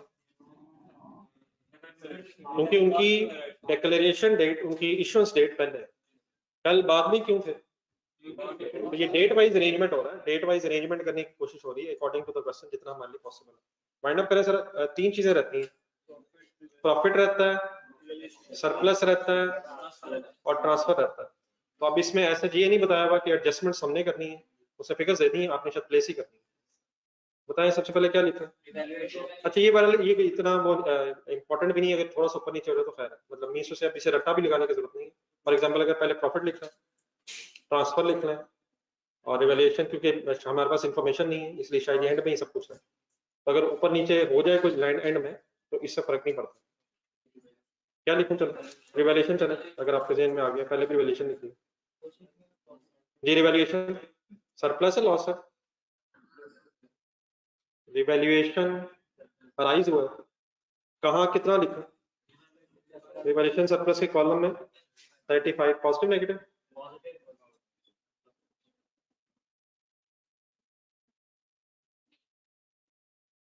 ये 2009 नहीं बेटा, इसकी डेट तो लिखनी नहीं है। इस पूरी स्टेटमेंट में मैंने सिर्फ ओपनिंग की डेट लिखी है, ओपनिंग में डेट लिखी और क्लोजिंग में डेट लिखा, बाकी डेट्स कोई लिखने की जरूरत नहीं है, डेट्स लिखने की जरूरत नहीं है। 31 दिसंबर मिडिल ऑफ द ईयर बनता है इस केस में, तो 31 दिसंबर 2018 कह लें या 1 जनवरी 19 कह लें, बात एक ही है। और डेट ऐसा कोई नहीं लिखी मैंने, और उसकी जरूरत भी नहीं है, सिर्फ ओपनिंग और क्लोजिंग की डेट लिखनी है आपने, बाकी सिर्फ अरेंज अकॉर्डिंगली करना है, अकॉर्डिंगली अरेंज करना है, लेकिन डेट्स लिखने की जरूरत नहीं है। मतलब यहाँ इश्यू ऑफ राइट शेयर जब हमने के साथ डेट लिखी नहीं है लेकिन डेट जहन में रखी है, तो यहाँ डेट्स नहीं है, ये जनरल एंट्रीज नहीं हो रही, एक प्रेजेंटेशन है, स्टेटमेंट बन रही है, बस उसको अरेंज करना आपने मैक्सिमम जहां तक हमारे लिए पॉसिबल है डेट वाइज, सीक्वेंस अरेंज करना है डेट्स का, लेकिन डेट्स मैंने सिर्फ ओपनिंग की लिखी है और नीचे आप क्लोजिंग की लिखी है। जी रिवैल्यूएशन होगी, उसके बाद क्या है जी? चलिए ट्रांसफर कर देते हैं। ट्रांसफर सरप्लस की अमाउंट क्या है जी? 9 मिलियन एंट्री बोल रहे हैं, surplus debit retained earnings credit, transfer of surplus कह लें या वही वर्ड यूज करने जो उसने किए, उसने क्या यूज किए वैसे? इन्होंने transfer of incremental depreciation, meaning वही है please. Last one profit, profit for the year कौन सा? प्रॉफिट फॉर द ईयर कौन सा? 2019 कितना जी? 95। 95 में कुछ चेंज नहीं है यार, पिछले क्वेश्चन में तो किया मैंने ना, पिछले क्वेश्चन में उसने बताया था कि एडजस्टमेंट रहती है, और जब हमने एडजस्टमेंट की तो पता चला कि कुछ लॉस प्रॉफिट लॉस में जाना है, ड्राफ्ट था। यहाँ पे ऐसा कोई एडजस्टमेंट हम खुद नहीं कर रहे, फिगर्स हमें अवेलेबल है, तो हमने सिर्फ शायद उन्हें प्लेस ही करना है। वाइंड अप कर लें कैंडी, क्लोजिंग निकालना, बैलेंस एज ऑन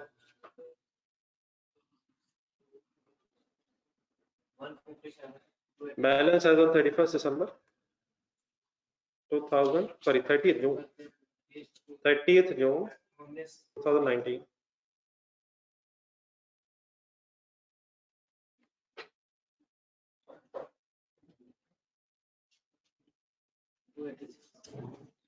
ये चीजें जो इस वक्त हो रही नहीं सब लिंक्ड है, आगे जाके डिफरेंट टॉपिक्स के साथ लिंक्ड रहनी है। 26 157 टोटल करेंगे सब। 95 कैसे सवाल में गिवन है? पॉइंट नंबर 3 प्रॉफिट कैसे आया? सवाल से आया यार, खुदा का नाम नहीं है। 286 हो गया जी। 157 प्रॉफिट रिटेन अर्निंग्स 166।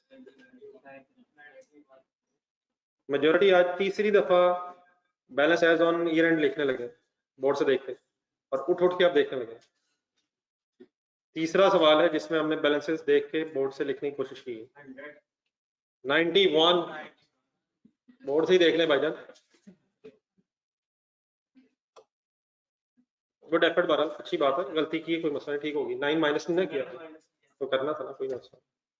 वो मत हंसे जिन्होंने देख के बोर्ड से लिखा है, कोई मसला नहीं, गलती इंसान करता है तो पता चलता है कि गलती हुई है।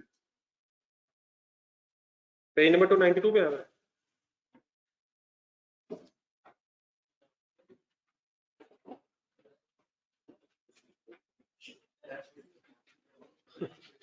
टेस्ट ये 16 सारे सवाल टेस्ट ही हैं, लेकिन जो हमारे हालात हैं, अगर हम क्लास में कुछ करें तो यही बड़ी बात है, क्योंकि अब अगला सवाल ये आ चुका है जहन में कि क्या मंडे ऑफ है, और मंडे के बाद ट्यूसडे भी ऑफ है, और वेडनेसडे भी ऑफ ही होना चाहिए, क्योंकि किसी का रिजल्ट आ रहा है, हमारा नहीं भी आ रहा तो किसी का तो आ रहा है। तो पेज नंबर 292 भी आ रहे हैं, क्योंकि गेम इधर खत्म नहीं हो सकती, और मेजोरिटी जिनके जहन में ये सवाल है उनका काफी अरसे बाद आज पहला दिन है।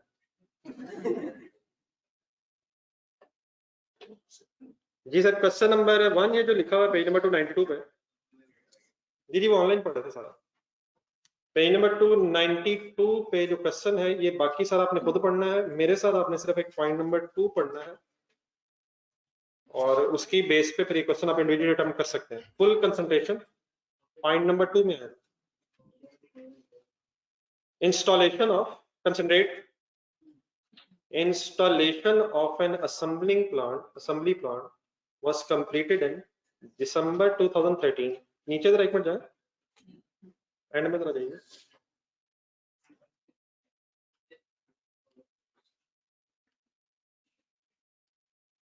ईयर एंड क्या हमारा 31 दिसंबर 14 है, तो उसको ज़हन में रखे जरा वापस पॉइंट नंबर 2 में।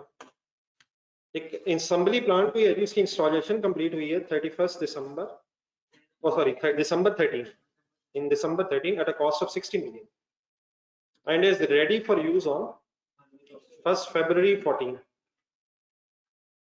और उसे काबिल इस्तेमाल करते करते शायद 1-2 महीने और लगे।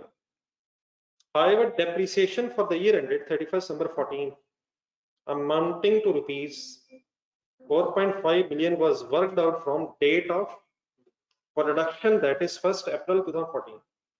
इंडिविजुअली जरा दोबारा पॉइंट पढ़ेंगे साहब।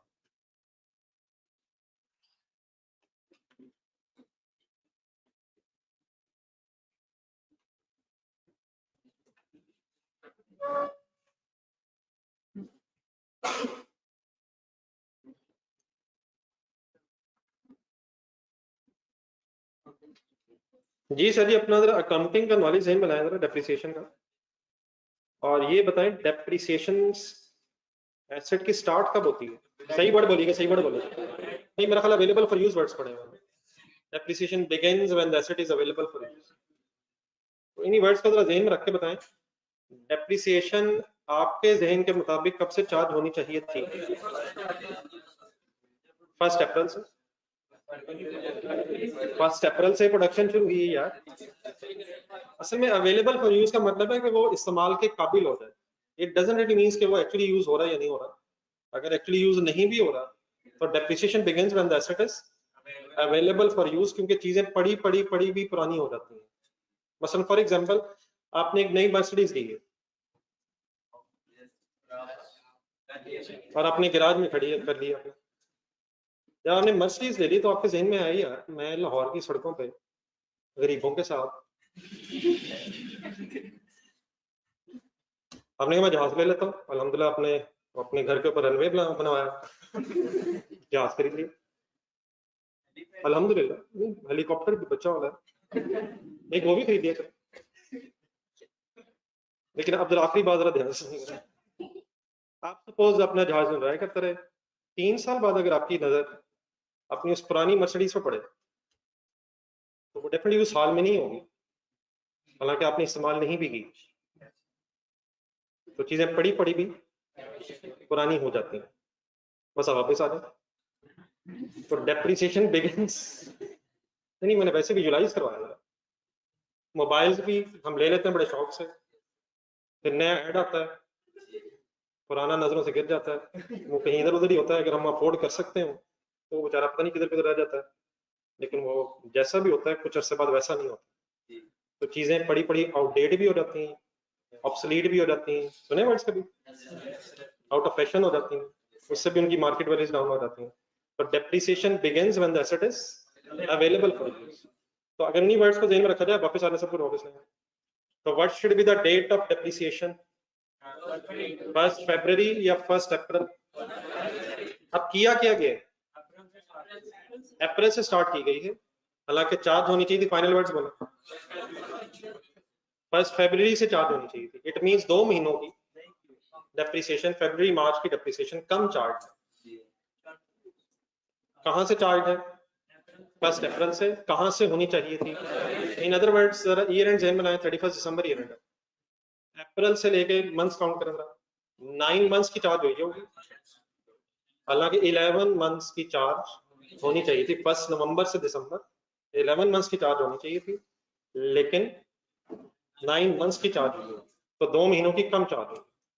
तो अब यहाँ हम एक फिगर कैलकुलेट करनी है, डेफिनेट डेप्रिसिएशन अगर कम चार्ज हुई है तो आपको पता है क्या एंट्री कर लेंगे, डेप्रिसिएशन डेबिट और एक्यूमुलेटेड डेप्रिसिएशन क्रेडिट। अब डेप्रिसिएशन अगर गलत पहले चार्ट है तो फिर जब प्रॉफिट होगा वो भी अनएडजस्टेड होगा। तो अब जब डेप्रिसिएशन बढ़ाएंगे तो फिर अकॉर्डिंगली प्रॉफिट कम होगा। तो यहाँ बस अपने एक डेप्रिसिएशन की वर्किंग करनी है। तो ये जरा नई चीज है, तो जरा कैलकुलेटर पकड़ो, दोबारा ये पॉइंट पढ़े और बताएं मेथड क्या है। हाँ जी ठीक है, बिल्कुल सही है, बिल्कुल सही है, बिल्कुल सही है। नहीं पता स्ट्रेट लाइन होगा, नहीं पता तो स्ट्रेट लाइन होगा। स्ट्रेट लाइन मेथड अगर है तो लाइफ बताना। नहीं नहीं, रिवैल्यूएशन की तो मेरे ख्याल है रिवैल्यूएशन की तो बहस नहीं है इस क्वेश्चन में। इस वक्त कोई रिवैल्यूएशन की बहस नहीं है, डेप्रिसिएशन की बस बहस। लाइफ बताएं, गिवन नहीं है। आ जाएगा सब कुछ इंशाल्लाह। लाइफ ना तो रेट हो सकता है, रेट ढूंढे, रेट भी गिवन नहीं है, तो कोई ऐसा मसला नहीं है। पहली बात, मेथड अगर गिवन नहीं तो स्ट्रेट लाइन होगा हमेशा। बाकी अब लाइफ चाहिए थी, रेट चाहिए था, वो तो है नहीं। लेकिन शायद 4.5 मिलियन की अमाउंट होना। ये जो 4.5 मिलियन की डेप्रिसिएशन है ये 9 मंथ्स की है। तो इसके दो मेथड शायद हो सकते हैं वर्किंग के। तो पहले एक सिंपल जरा 4.5 कैलकुलेटर पे लिखा है। ये है क्या? ये 9 मंथ्स की डेप्रिसिएशन है, ये क्लियर है प्लीज। 4.5 मिलियन 9 मंथ्स की है, अप्रैल से दिसंबर तक। तो अगर मैं इसे डिवाइड बाय 9 करूं, 4.5 डिवाइड बाय 9 करूं, तो ये पर मंथ डेप्रिसिएशन आ जाए। 9 से डिवाइड समझ आ रहा है? पर मंथ अगर आ जाए तो मल्टीप्लाइड बाय 11 करेंगे तो 11 महीनों की भी आ जाएगी, और मल्टीप्लाइड बाय 1 करेंगे 2 करेंगे तो 2 मंथ्स की एक्स्ट्रा भी आएगी। तो मल्टीप्लाइड बाय जरा 11 करेंगे, ये 5.5 पूरे साल की है। सॉरी, पूरे साल के 11 महीने की, पूरे साल के 11 महीने, पूरे साल ही की है लेकिन 11 मंथ्स की, पूरे साल के 11 मंथ्स की, 11 मंथ्स की। अब ये पूरी चार्ज करनी है या एक्स्ट्रा चार्ज करनी है? तो 2 महीनों की हम स्टेट में निकाल भी सकते थे, 1 मिलियन अब डिफरेंस बनता है। 4.5 डिवाइड बाय 9 इनटू 2 मंथ्स करके आप 1 मिलियन तक पहुंच सकते हैं। तो 1 million is the depreciation of 2 months. उसकी क्या एंट्री कर लेंगे हम? Depreciation debit, depreciation debit, accumulated depreciation credit, इसी के साथ वर्किंग करें। बाकी फिर जब आप फाइनल करेंगे तो अपने पेज पे वर्किंग करिएगा जहां भी करनी है। 4.5 डिवाइडेड बाय 9 इंटू 2 समझ आ जाएगा। तो ये बन जाएगा 1 मिलियन, और 1 मिलियन की कम डेप्रिसिएशन चार्ज भी है। तो depreciation debit, accumulated depreciation credit. तो डेफिनेटली एक काम तो ये होता है कि एंट्रीज आती हों, लेकिन आप नौजवान अकाउंटेंट से हैं, आपसे ये भी रिक्वायर्ड है कि गलत अगर काम हुए हों तो उनको आप ठीक कर सकें। गलतियां भी एग्जामिनर ठीक करवाता है। अब इस एंट्री से क्या होगा? 2014 का प्रॉफिट होने ऊपर 0.1 में, कहीं ढूंढे 0.1 में ऊपर 90 गिवन है सर, एक प्रॉफिट आफ्टर टैक्स दिया हुआ ऐसे। तो 90 पे कोई इफेक्ट होगा आपकी एंट्री से? 1 मिलियन की डेप्रिसिएशन चार्ज करने से 90 पे कोई इफेक्ट होगा?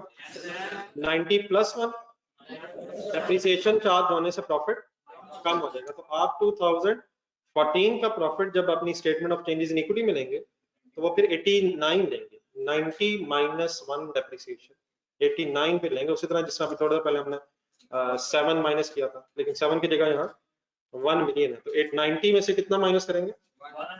1 डेप्रिसिएशन माइनस करेंगे, तो 89 फिर आपका 2014 का प्रॉफिट रह जाएगा। यहाँ तक समझ आ गई प्लीज सबको? अच्छा, एक तरीका वैसे और भी है, जरा एक मिनट बोर्ड पे देखें जरा। कॉस्ट पता है आपको इस एसेट की? 60 से कोई रेट मल्टीप्लाई हुआ होगा, तो हमारे पास नहीं है, मैंने इसे एक्स रख लिया। नहीं, रेट नहीं था, डेप्रिसिएशन का रेट नहीं था, मैंने उसे फाइंड आउट करने के लिए ये भी कर सकता था। एक्स किसे कहा मैंने? उस रेट को जो हमारे पास अवेलेबल नहीं है। लेकिन ये हमें पता है कि जो 4.5 डेप्रिसिएशन है ये 9/12 करके आई हो। सभी जाने दे उससे 60 मैंने क्या लिया? कॉस्ट, कोई रेट मल्टीप्लाई हुआ होगा, लेकिन 9/12 हुआ होगा तो ये 4.5 आया होगा। तो कैलकुलेटर उठाएं, क्या ये x इस तरह भी फाइंड आउट हो सकता है? अप्लाई करें मैथ्स। एक मैंने इक्वेशन बना दी 60 into x into 9/12 is equal to 4.5। Solve x.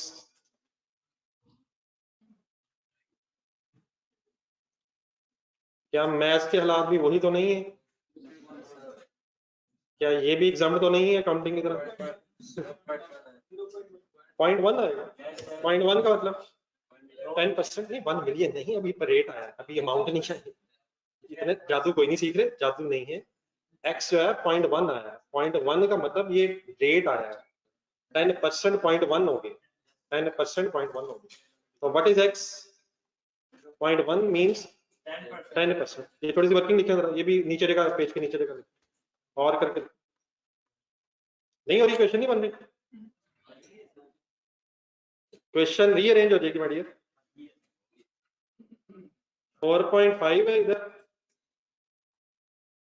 ऐसे एक्स इज इक्वल टू मेरा ख्याल इस तरह हो जाएगा, ये 60 है, उधर आके डिवाइड हो जाएगा और ये 9/12 रिवर्स हो जाएगा, 10/12/9 अगर इक्वेशन सॉल्व करनी है। ऐसा मेरे ख्याल आपके कैलकुलेटर पे ऑप्शन होती है, लेकिन अब ये ना कैलकुलेटर पे हो नहीं रहा, ऐसे करना नहीं, ऐसे भी हो रहा है, कैलकुलेटर पे भी हो रहा है, ऐसे वैसे ज्यादा बेहतर है कि करें।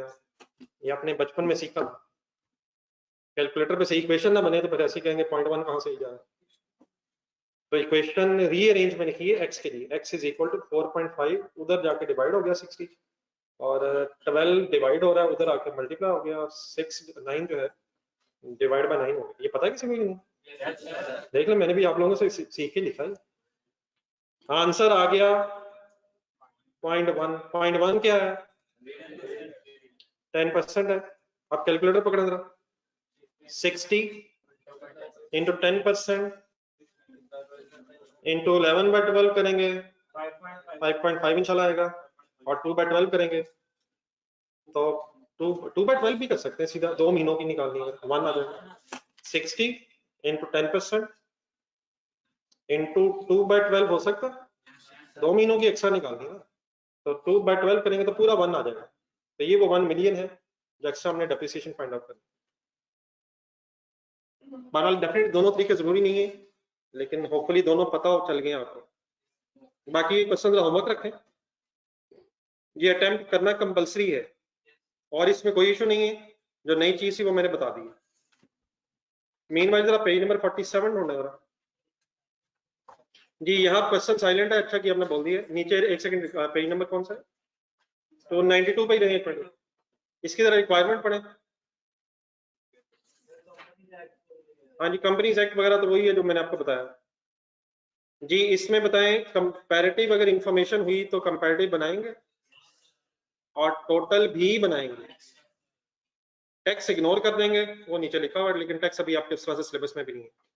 क्वेश्चन साइलेंट है, कंपैरेटिव भी बनाएंगे और टोटल भी बनाएंगे अगर एक से ज्यादा कॉलम हो, ठीक है। वो तभी नहीं बनाएंगे अगर क्वेश्चन में कहा हो, वरना बाय डिफॉल्ट क्या ध्यान में रखना है, कंपैरेटिव भी बनना है statement of change in equity में और टोटल का कॉलम भी बनना है। अदर कैंडिडेट पेज नंबर 47 निकाल लें। ये क्यों निकलवा रहा हूं?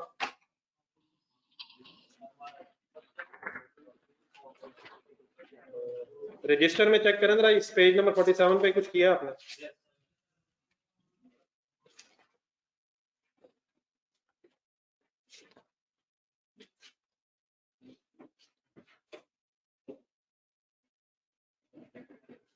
जी ऑनलाइन स्टूडेंट्स, आपको टाइम मिला? पेज 47।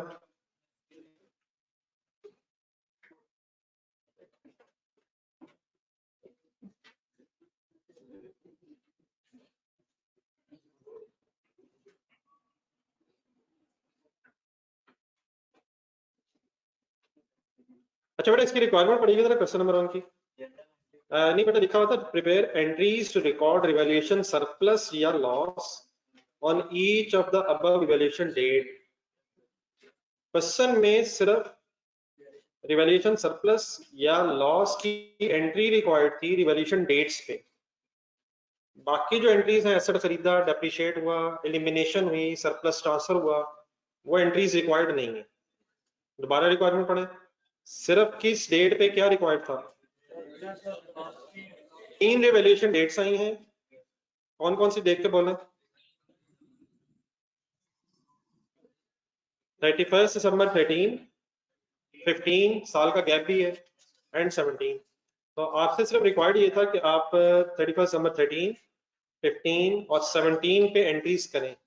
लेकिन जो मैंने आपको इसका आंसर बताया था उसमें सारी जस्ट इसलिए लिखी हुई थी कि आपके सामने एक तरह सीक्वेंस बन जाए। डेफिनेटली एग्जामिनर को कौन सी एंट्रीज रिक्वायर्ड है जो उसने मांगी है, आपको आंसर में बहुत सारी इसलिए नजर आई हैं ताकि जरा आपको कंप्रीहेंसिवली जरा सीक्वेंस के साथ जरा फिगर समझ आ जाए। वरना रिक्वायर्ड कौन कौन सी हैं आप लोगों ने कुछ ना सॉल्व जरूर किया होगा, मुझे उम्मीद है यार। वैसे क्वेश्चन कितना टफ नहीं था, ईयर एंड रिवेलेशन है, मेरा नहीं ख्याल कि इसमें प्रॉब्लम आया होगा। लेकिन इसमें जो नई चीज है वो ये है कि रिक्वायरमेंट के मुताबिक अगर चला जाए तो जरा अपना आंसर भी देख लें। मैंने भी जरा एक आंसर खोला हुआ है, एग्जैक्टली जरा आइडेंटिफाई कर दें मुझे कि कौन कौन सी एंट्रीज सफिशिएंट थी एग्जामिनर के लिए। एक ये एंट्री है, जरा बोर्ड पे देखें, 17 मिलियन वाली।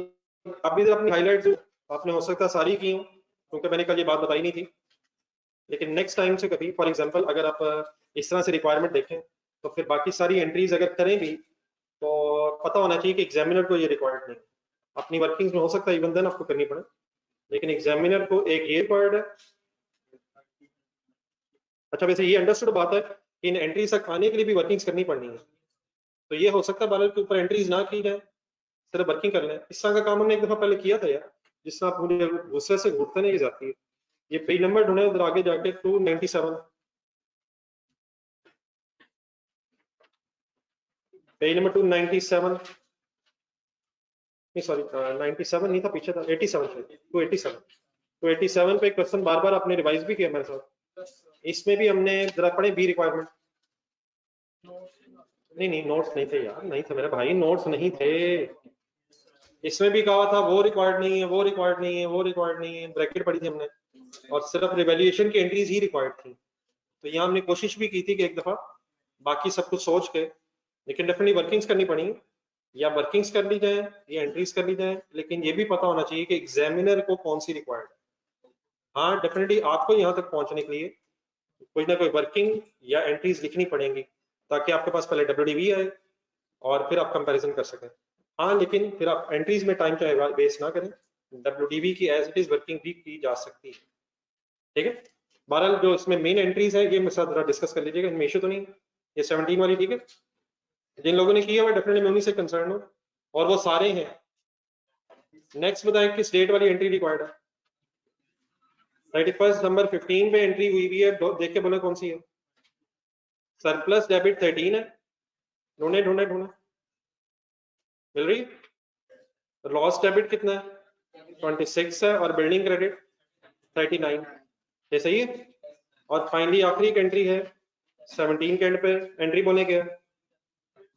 बिल्डिंग डेबिट 23 है, रिवर्सल ऑफ लॉस वही स्टोरी थी, सरप्लस के बाद लॉस आ गया था, तो इसमें फिर एक्स्ट्रा डेप्रिसिएशन वगैरह की वर्किंग होपफुली कर ली होगी आप लोगों ने। एनी कंफ्यूजन जी? बहरहाल ये 3 एंट्रीज रिक्वायर्ड थी, 15, 13, 15 और 17 के एंड पे। ये रिवैल्यूएशन अगर एंड पे हो रही है तो पहले आपने डेप्रिसिएशन चार्ज की है या रिवैल्यूएशन की है? पहले डेप्रिसिएशन फिर रिवैल्यूएशन, और रिमेनिंग लाइफ कब गिनी है? At the date of revaluation. इस क्वेश्चन का मकसद यही था कि जरा दोबारा रिवाइज होने चीजें, और उसकी बेस पे डेप्रिसिएशन नेक्स्ट ईयर से start. Any confusion in this question? चलिए फिर एक और एफर्ट करें, पेज नंबर 47 पे क्वेश्चन नंबर 2 भी है, और इसको फिर वैसे ही कीजिएगा जैसे क्वेश्चन की रिक्वायरमेंट है, कोशिश करके देखिएगा। अच्छा, इसमें चेंज किया, जरा क्वेश्चन पढ़े। इसमें रिवैल्यूएशन डेट्स वही हैं, लेकिन पॉइंट नंबर 4 पढ़े, इसमें ईयर एंड बदला हुआ है। क्या बदला हुआ? ईयर एंड 30 जून है, तो अब revaluation middle of the year पे होगी। पहले 6 महीनों की डेप्रिसिएशन चार्ज होगी, फिर रिवैल्यूएशन होगी, और रिवैल्यूएशन पे आप डेट पे रिमेनिंग लाइफ गिनेंगे, और उस रिमेनिंग लाइफ की बेस पे रिमेनिंग 6 मंथ्स की डेप्रिसिएशन चार्ज करेंगे। समझ आ गया प्लीज? क्या डिफरेंस है दोनों क्वेश्चंस में? ऊपर जो क्वेश्चन था उसमें पॉइंट नंबर 5 में ईयर एंड भी 31 दिसंबर था और रिवैल्यूएशन डेट भी 31 दिसंबर ही है। नीचे क्वेश्चन एज इट इज लग रहा है, लेकिन 30 जून ईयर एंड हो जाने की वजह से अब 6 मंथ्स बीच में आ जाएंगे। तो कॉन्सेप्ट वही है, जरा करके देखें। इसमें भी रिक्वायरमेंट बहरहाल वही है, अब कोशिश करें वो बस 3 एंट्रीज ही प्रैक्टिस करके देखें। 2 चीजें हो गई होमवर्क। नंबर 1 क्या था? चेंजेस इन इक्विटी का पेज नंबर बताएं। इतना होमवर्क, इतना ज्यादा होमवर्क। कौन कौन से पेज पे होमवर्क के क्वेश्चन है? 292 पे क्वेश्चन है और पेज नंबर 47 पे क्वेश्चन नंबर 2 है। पहली प्रायोरिटी पे पेज नंबर 292 वाला क्वेश्चन ही रखिएगा, लेकिन जिनका क्वेश्चन नंबर 1 भी फाइनल नहीं है वो कुछ सोचे सर, हिम्मत करें, साथ साथ चलने की कोशिश करें। अगर सारे क्वेश्चन मेरे से ही करने से फायदा होना होता तो वो फिर हम क्लास का टाइम जरा और बढ़ा दें और एक एक सवाल और कर लें, लेकिन उसका फायदा नहीं है। घर जाके भी टाइम होता है, कोशिश किया करें। अल्लाह हाफिज। कल क्लास है या नहीं? आप लोगों से पूछ रहा हूँ, कल क्लास प्लान में है? इंशाल्लाह मैं भी आऊंगा। अल्लाह हाफिज।